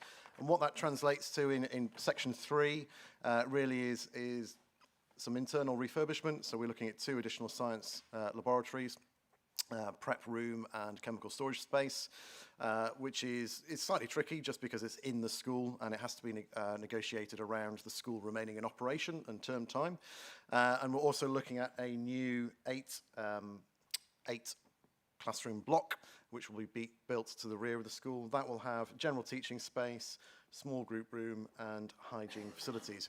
We're looking to start this in January and for the scheme to be complete in October 2022. We're also providing an additional 2 IT classrooms as well as the 2 science laboratories as well. One of the things I would just like to draw your attention to, there is, and I take responsibility for this, there is an omission in this particular report. In paragraph 3.7, you'll notice that the total allocated budget is 3.5 million, yet the very next sentence in section 4 says that the pre-tender estimate is 3.67. I would take responsibility for that. Actually, there's a missing paragraph in this report. What we actually, with Children's Services, the budget was actually set 2 years ago in terms of 3.5 million. And at that point, 2 years ago, it was felt that that was certainly very reasonable in terms of providing what we're looking to provide. Of course, what's happened, and as I've already said to you, since January this year, we've had this unprecedented supply chain volatility issue. And what that's meant is that the price has been somewhat of a moving target, I'll be honest with you. So what the decision was, what we would do is that actually we'll go out to tender and get an actual price rather than come back and request additional basic need and not be sure quite how much we're asking for. We'll go out to tender, get an actual price from the market. Our hope and our anticipation is that this would be within the budget. If it is actually over budget, then we'll need to address that at the time. The tenders are due back in a couple of weeks, so we'll know exactly where we stand at that point. But just to explain that discrepancy within the report, and there should be an additional paragraph then just expanding that for you. Again, just to say, as with the previous reports, again, we take value for money very seriously. It is benchmarked. Again, the caveat around that is supply chain issues at the moment. And the other point just to make is that when we're building these basic needs schemes, they are very much in line with Department for Education guidance. The DFE issues what's called Building Bulletin Guidance, which kind of sets down what we should be providing at each school, and we very much work in collaboration with the school, Academy Trust, Children's Services, following that guidance, again, only providing what is necessary to maximise the spend for basic need. I'd like to invite the committee for any questions on that note, and I'll conclude my presentation there. Thanks, Dave, and thanks for the clarification on the figures there. Do we have any questions? I believe Councillor Carter has. Thank you, Chairman. Just purely to say, completely and utterly support it. 1.2 on page 163 tells us how The shortfall is looming, that we need to be getting on with this, and I would personally like it noted on 1.4 of actually congratulations to the South Links Academy Trust, who are clearly doing a very good job at that school, so we'd just like it noted that certainly congratulations to them and fully support it. Thank you. Councillor Whittington. Yeah, again, just support what Councillor Collins just said. Again, it's one of those reports, when you read it, it's very comprehensive. You know, it's so great to actually read a report that's so good that actually the decision is so obvious. That, so this is another one of those. So I'm happy to support this as well. Thank you. Thanks, Councillor Whittington. Do we have any further comments or questions? Okay, then we can move to the actions required. Once again, we've been invited to consider the attached report and determine whether the committee supports the recommendations to the Executive Councillors as set out in the report, and to agree any additional comments to be passed on to the Executive Councillors in relation to this item. To recap, the recommendations to the Executive Councillors are as follows: that the Leader of the Council and the Executive Councillor for Resources, Communications and Commissioning approves the scheme appraisal for the carrying out of works to provide a new classroom block and conversion of existing spaces at Spalding Academy. That the Executive Councillor for People Management, Legal Services and Corporate Property 1 approves the Council entering into a construction contract for the provision of a new classroom block and conversion of existing spaces at Spalding Academy, and 2, delegates to the Executive Director, Commercial, authority to determine the final form and approve the entering into of a final contract under 1 above. Now, the comments that we have had made so far have been recorded by Tracy and will be passed on to the Executive Councillors. And I therefore propose that we support the recommendations. Can I have a seconder, please? Councillor Carter. Thank you. We'll now vote on this item, and you're voting on whether you support the recommendations to the Executive Councillors and the additional comments provided. All those in favour, please raise your hand. Unanimous. That's great. Thanks very much. Thank you for that. Now we move on to item 9, which is the right point to do it. And that is the Stanford Welland Academy Basic Need Project. Again, this is a pre-decision item for scrutiny prior to the decision by Councillor Hill and Councillor Boothroyd, again between the 23rd and 30th of this month. We're being consulted on the scheme appraisal and the procurement of the expansion and remodelling to Stanford Welland Academy. And we have the opportunity today to again provide advice, make recommendations, comments and so on for the Executive Councillors' consideration before they make the decision. And again, I'd like to invite Dave Pennington to present the report, and we also again have Matthew Clayton and Matthew Stapleton in attendance. Once again, over to you, Dave. Thank you, Chairman. I will just draw out, again, a couple of points in this report. Just in Stanford, 1.6 in the report says that there is significant housing development as the rationale for the expansion here. It's just worth pointing that out, and the pressure on Stanford in the general locale. What we're doing here at Stanford is providing an additional 2 laboratory spaces with, again, chemical store and preparatory space, and doing some minor remodelling of the existing toilets just to increase the provision. We're not doing any internal, well, very, very minor internal refurbishment, but actually we're building a new block on to the side of the school on this one. It very much will be in keeping with the existing. Councillor Cleaver asked me a question around sustainability, which I'll just pick up now, if that's okay. I think within corporate property, we have the ambition of always making our buildings as sustainable as possible, in accordance with the Green Master Plan and heading towards a net zero, of course, which is in the nation's mindset, given COP26 in Glasgow at the moment. And I'll be honest and say there is always a tension within basic need and capital projects in particular, in terms of maximising the number of school places that we can provide, and the tension of how much we invest in capital in terms of of heading towards net zero. So clearly at the moment we prioritise the provision of school places, but we take advantage of the opportunities where we can in a cost-effective way to make the build as sustainable as possible. And in fact, just on this scheme in particular, just as an example, one of the things we're doing is we have a heat recovery system. So what it does in the winter, is it extracts the hot air emitted from the classroom, and it warms the air coming in, so it uses less energy. And in the summer in particular, what it does is it extracts the hot air and vents it outside as well. There are a number of other things that we're doing as well. On this scheme, we're not putting solar panels on, but we've maximised the insulation and various other things as well. So we do take advantage of the opportunities that can be afforded that have a relatively minimal impact on the bottom line, given that the priority is to ensure that we provide the maximum number of school places we can with the capital funding. So I hope that goes some way to answering your question. Again, I'd invite any questions on this one. I will just make the point, you will have seen that with all three reports I've presented this morning, that the risk budget has varied. You can't put a straight risk percentage against them all. That's because we do cost them in particular to each scheme, and so they are tailored to each scheme. But on that point, I'll end my presentation and invite questions. Thanks very much. Councillor Cleaver, you wanted to come in again. Thank you. Yeah, thank you for your comments about sustainability. That's much appreciated. I have heard it said that there is a council policy that all council buildings should have solar panels on them. Does that not apply to schools because they're academies, or could you comment on that or explain how that works for me? I'll be honest with you, I'm not familiar with a policy that says that all of our... sorry, there's a difference.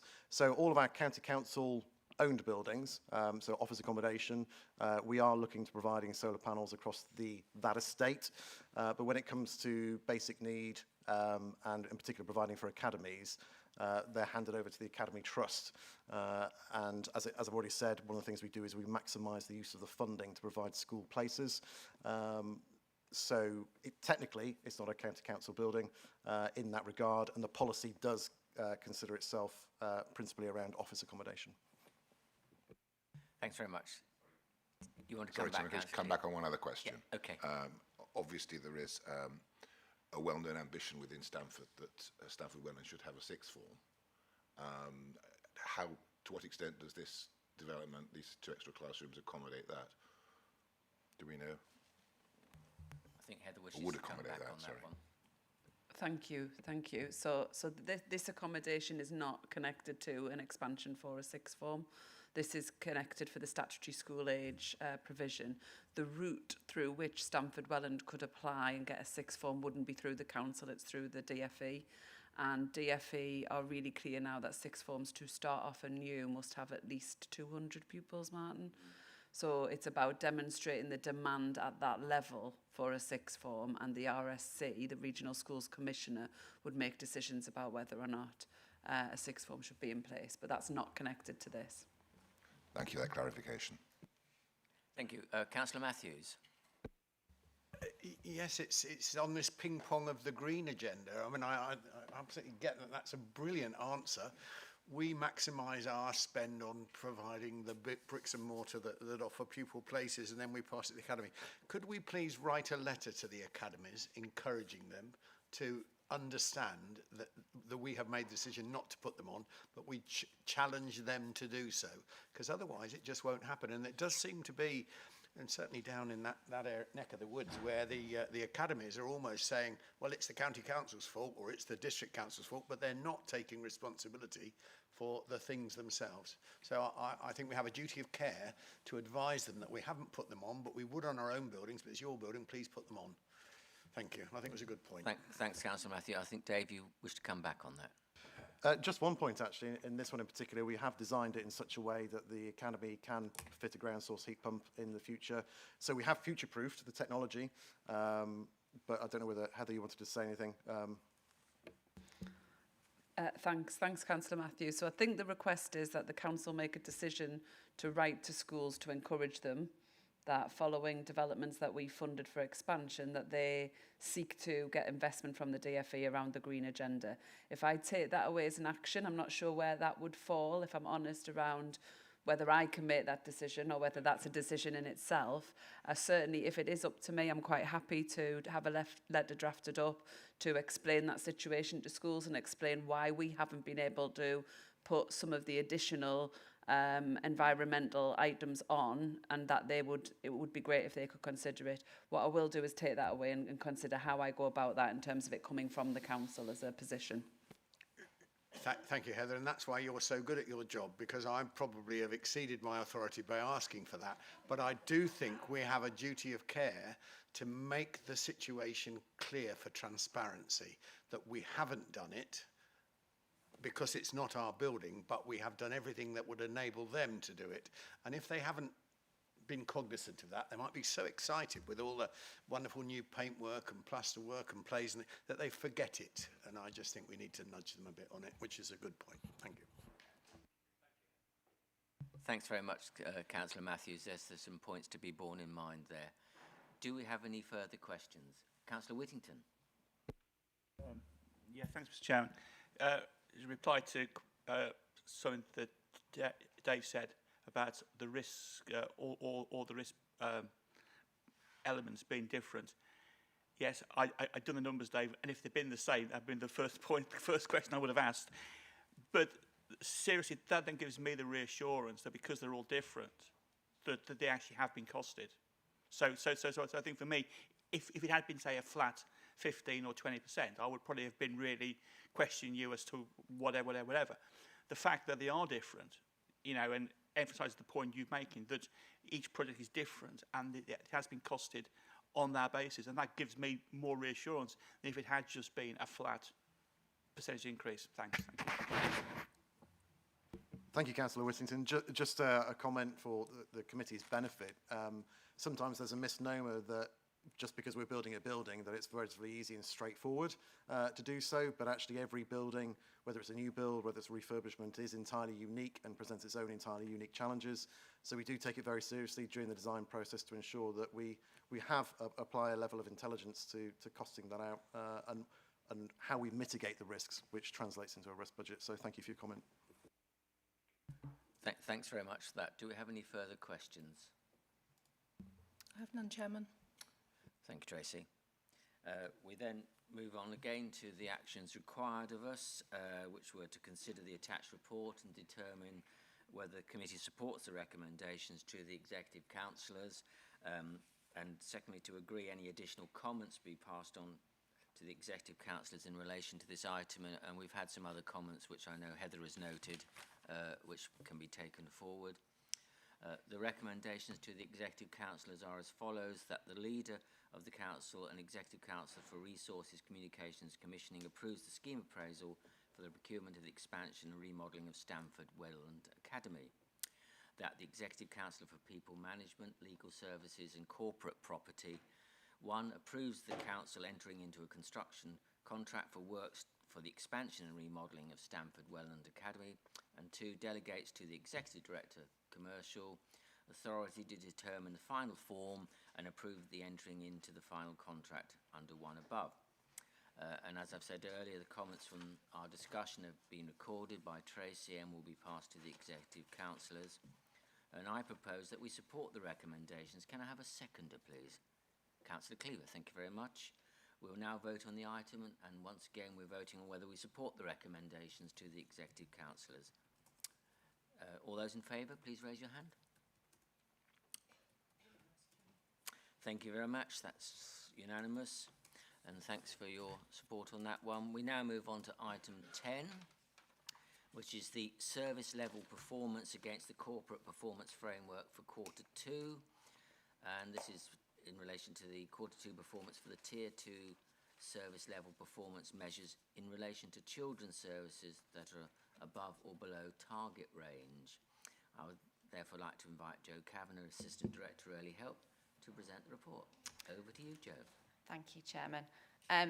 Just really, I will go through each one in very brief detail, and obviously welcome questions from you in relation to these targets that you will have heard reported previously. So We have, I think it's a pleasing picture, particularly, you know, given the impact of the last sort of 20 months of COVID.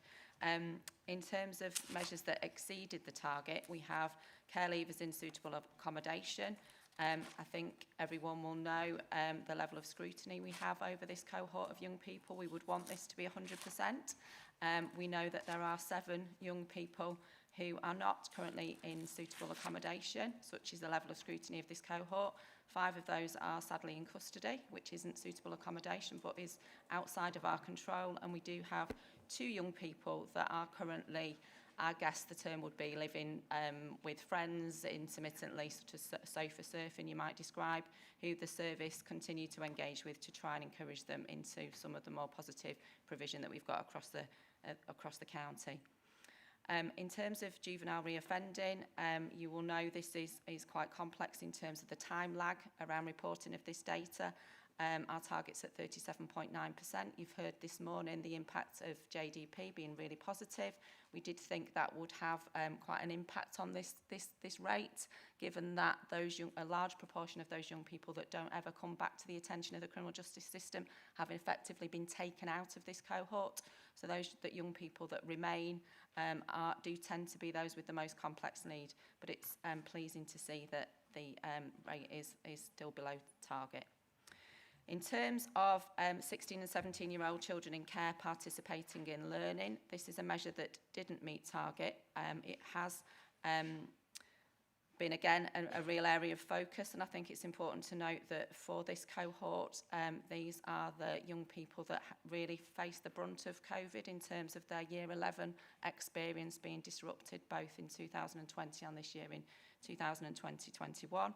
I can say that we have had some really positive news in that we have some additional funding from the Department for Education to really focus on this cohort of 16 and 17-year-olds and post-statutory school leaving age. That will enable us to do some really positive things that have been a challenge to us previously, as this cohort of young people didn't previously benefit from pupil premium that was available to statutory age young people. So some real positive work to try and improve the outcomes for this cohort of young people.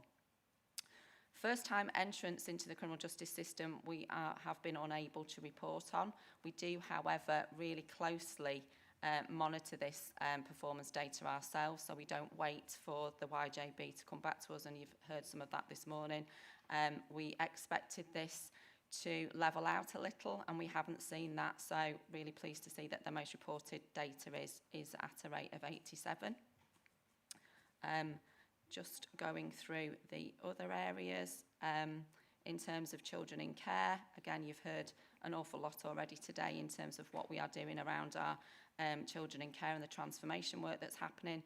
Janice referenced earlier that we are seeing less children and young people exiting from care, which has had a little bit of an impact on our figures, but still a really positive and pleasing position in relation to where we've been previously. Again, in relation to children who are subject to a child protection plan, we have seen the numbers come down a little bit, and that's been, again, understandable, I think. We talked here previously, I think, in terms of some of the decisions that were taken around those children and young people that are at risk of significant harm. Their networks weren't necessarily always available to them during COVID because of the government restrictions, so we did see some numbers go up. But again, we've seen those level out and steady, which is really good to see. And in terms of the average time taken to move a child from care into an adoptive family, that again is continuing to be, we're doing really well in relation to that. And again, in relation to matching children, which is something that we obviously really prioritise within our work. So again, the performance is good in that area. So I think that's me covering all of those. If anybody's got any questions, I would welcome them. Thank you. Thanks very much, Jo. And I think we have some questions. Councillor Whittington. Yeah, thanks, Mr. Chairman. Just one question, Jo. It's on the children average time to move to an adoptive family. And I noticed that the number of days Q1 to Q2 has actually gone up from 397, 397, my eyes are so bad. Sorry, 397 to 455. And the target stayed at 400. Is there any flex in that? Because the number of days has sort of gone up slightly, but it's still there's been achieved. So I'll let Janice, who's our expert, answer that for you. Thank you. She's itching to come in. Thank you, Councillor Oh, Whittington. This is a bit of a so this is a rolling programme, and this is a bit of a legacy because some of the children that I talked about earlier who haven't exited through adoption from the courts will be caught up in this. So we predict that as they move through, we'll see our numbers come down again, if that makes sense. So yes, and it's a challenging target in a pandemic when your courts are not sitting and hearing cases. But we are, as I said earlier, we are seeing that happen more now, and these children are being given a priority because absolutely we want to secure their legal permanence. I hope that answers your question. yes, it does. It's also answered my follow-up question, which was to go on and talk about the hold-up in the court system, which I know is there, which I don't know. So I think you've answered that. So that's fine. My second is really just an observation. It's on the youth justice, the first-time offending, and just a comment, Mr. Chairman, that it just seems to me to be disappointing that we're dependent upon these stats from an outside body, and they're not there and available for us. And I know we're keeping our own data, but it is just disappointing. I'm just wondering if we could kind of just say the committee, it's our staff are doing everything they possibly can, but it's an outside body. And it just to me seems as if we've got our procedures in place, and you just expect other organisations to be, well, hopefully to be in a similar position to us. So that's just a bit disappointing that they haven't done, they're not available, they're not able to provide the stats for us. Thanks.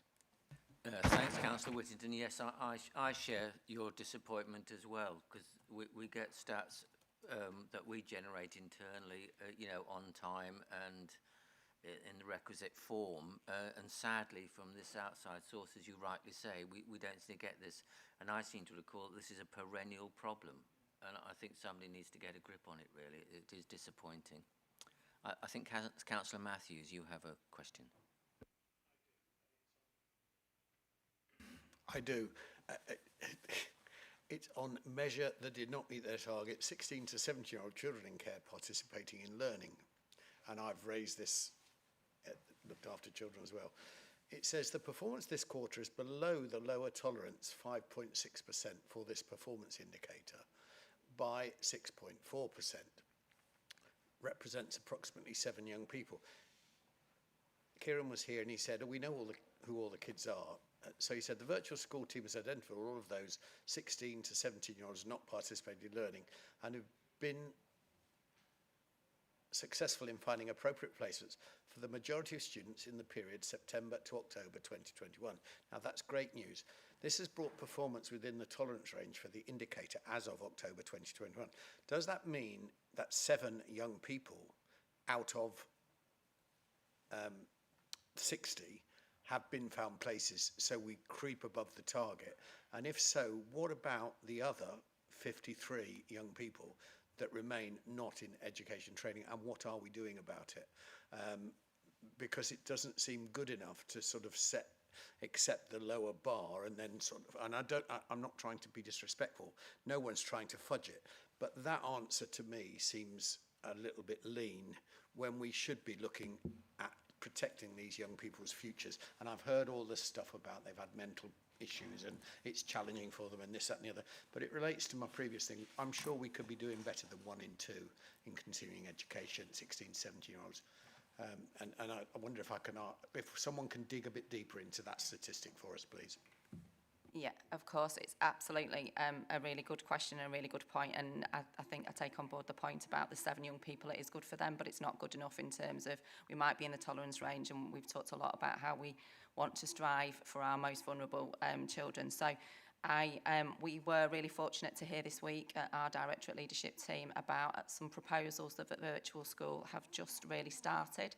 So the DFE have recognised the challenge for this cohort of young people, and I mentioned briefly that they don't benefit from the £2,300-ish of pupil premium that our under 16-year-olds or those in statutory education would benefit from if their children in care. But we have been given a small grant. It is only till the end of March of next year, which is in itself a challenge for us, but it will represent around £900 per pupil available for them through FE colleges, etc., but also to really look at some creative and bespoke packages of support for those young people that perhaps a college place is a step too far given what's going on for them at this moment in time. So you will be hearing about that, those of you that sit at Corporate Parenting Panel, in more detail, but I think we can bring that back here, the progress of that development, because it is something that will really enable us to focus on them in a way that we haven't been able to do before. Thank you, and truly I am not trying to be mean towards our staff or anything like this. It's the issue of the underperformance, not the issue of whether we're working and being creative. That's great news about the grant. We have a young lady who's a Saturday girl for us in our shop, and she's working at Lincoln College, and all of her learning has been online learning in the last 2 years. And she would rather be in college, but she can't be. So actually there's been a massive shift in the last 2 years to online learning. So that surely must be able to tick down some of these people who don't want to travel. And I was really pleased to see that you're looking at creative solutions for perhaps lower level engagement in training. It could be social care plates, it could be 101 different things. I was intrigued with the building the bird boxes at home that we were talking about earlier. There must be a way through this to engage these young people in something creative, that's all. So please carry on your good work, and thank you. And I'll look forward to hearing the report. Thanks very much, Councillor Matthews. Do we have any further questions? Councillor Carter. Thank you, Chairman. Just in regards to the children who are subject to a child protection plan, it's great, obviously, that the figures have gone down, 385 to 370. You touched on it a little bit in your presentation, but I don't think I quite got the reason behind why they have reduced. Obviously, it is good. Is it that less children are now joining that are needing the plans, or that people have reached age to end them? So that was just a small question on that one. Again, like Councillor Whittington, I was very much going to comment on it being quite a range in regards to the average time. So we're on 455, and obviously a target's 400. I'm not sure I still quite understand the rationale behind that, and I would sort of expect to see that as not achieved from that figure.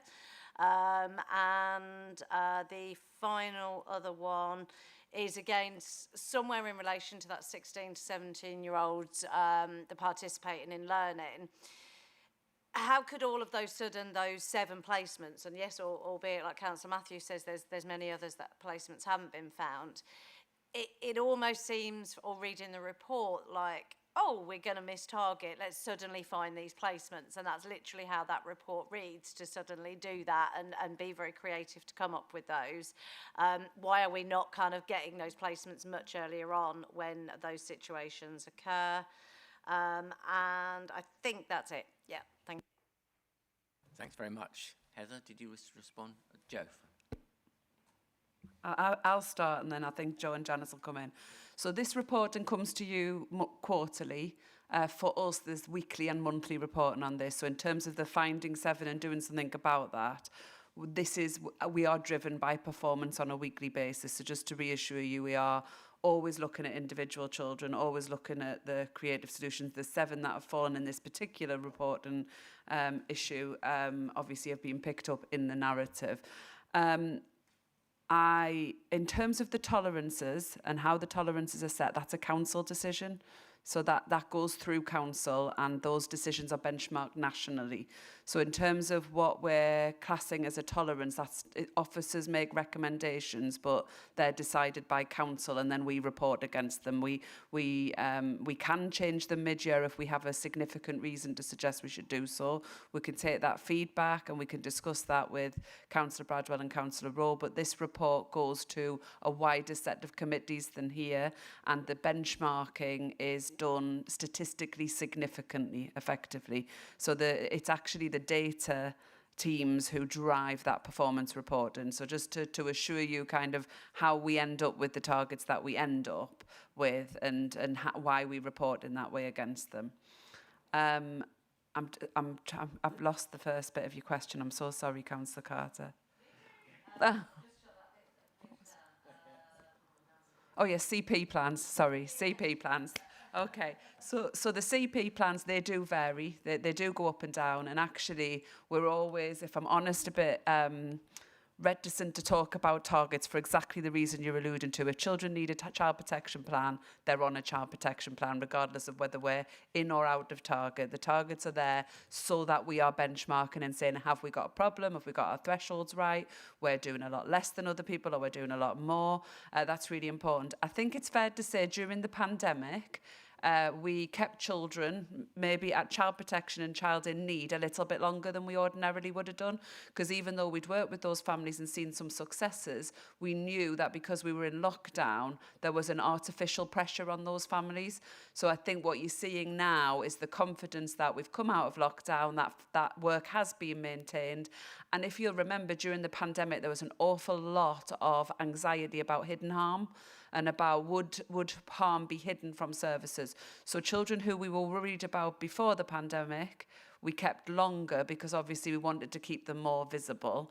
And then as that work's been done and that work's played out, I think we're starting to see that bit come down now, as we're confident that families are able. Things like our safety plans often have that mum will get a break because grandma might do the evening meal and a sleepover on a Friday night. And that wasn't possible in the pandemic. And those kind of things, when you've got a lot of pressures on you, are really important about knowing you've got that time out. Does that answer all your questions? Oh, thank you. Thanks very much, Heather. Yes, the pandemic still has a lingering impact on services, which is unfortunate, but that's the reality of the situation. Do we have any further questions, comments? No, we don't. Okay. In this instance, the actions required of us were just to review and comment on the performance of the measures that are either below or above target, and I think members have certainly done that. I therefore propose that the committee has reviewed the report and is satisfied with the performance of the measures that are either above or below target. Can you raise your hand if you agree? Thank you very much. That is agreed. Thank you. And the comments that have been made obviously will be taken forward. Particularly, I'm particularly concerned about the one that Councillor Whittington raised about the external body not giving us the up-to-date data. I do hope that's impressed upon them. Can we move now to item 11, which is our work programme, the Children and Young People Scrutiny Work Programme. And this sets out the committee's work programme for 21-22. And it's over to you, Tracy, Senior Scrutiny Officer, to present the report. Thank you, Chairman. I have one amendment to report to the January agenda. This is the pre-decision scrutiny item on the expansion of St Lawrence School Horncastle has been deferred again, and it will now be coming to the committee's meeting in either June or July. And this is again to allow further work on the scheme. Also in January, we'll be considering the council budget for children's services. These proposals will then be going to the Executive and Budget Council in February, so it's the opportunity for the committee to comment on those proposals. And otherwise, the agenda is as set out on page 197, Chairman. Thank you. Thanks very much, Tracy. Do you have any comments? Councillor Whittington. Thanks, Mr. Chairman. Thanks, Tracy. Just one question. On page 198, under the items to be scheduled, the second one of those is corporate parenting responsibilities, Lincolnshire County Council response. Just a bit more background as to what that is actually. Thank you. Thanks. Thank you, Chairman. That came out of the corporate parenting responsibilities item that we had at the last meeting, and I think it was a request for having more of a report setting out what the council's responsibilities were, how the council's responding to them. So it's to do with that. I need to speak to the officers to find out when we were suitable to bring that forward.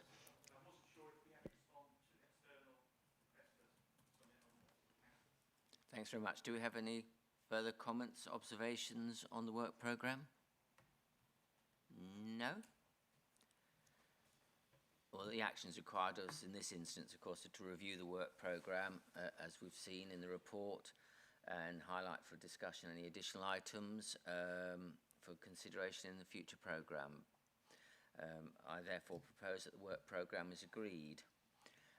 Can you raise your hands if you are in support? That is agreed. Thank you very much. Now, that concludes the business of the meeting. I'd like to thank all members for their engagement and contribution. I think we've had some very interesting discussions and comments made, and also thank the officers for their responses as well. It's good to have a good dialogue in these meetings. The next meeting is January, and it would seem premature, perhaps. I know they say Christmas comes earlier every year, to wish you a Merry Christmas and a Happy New Year. But if you just bear that one in mind for when we get into December, that I have wished you that. Thank you very much.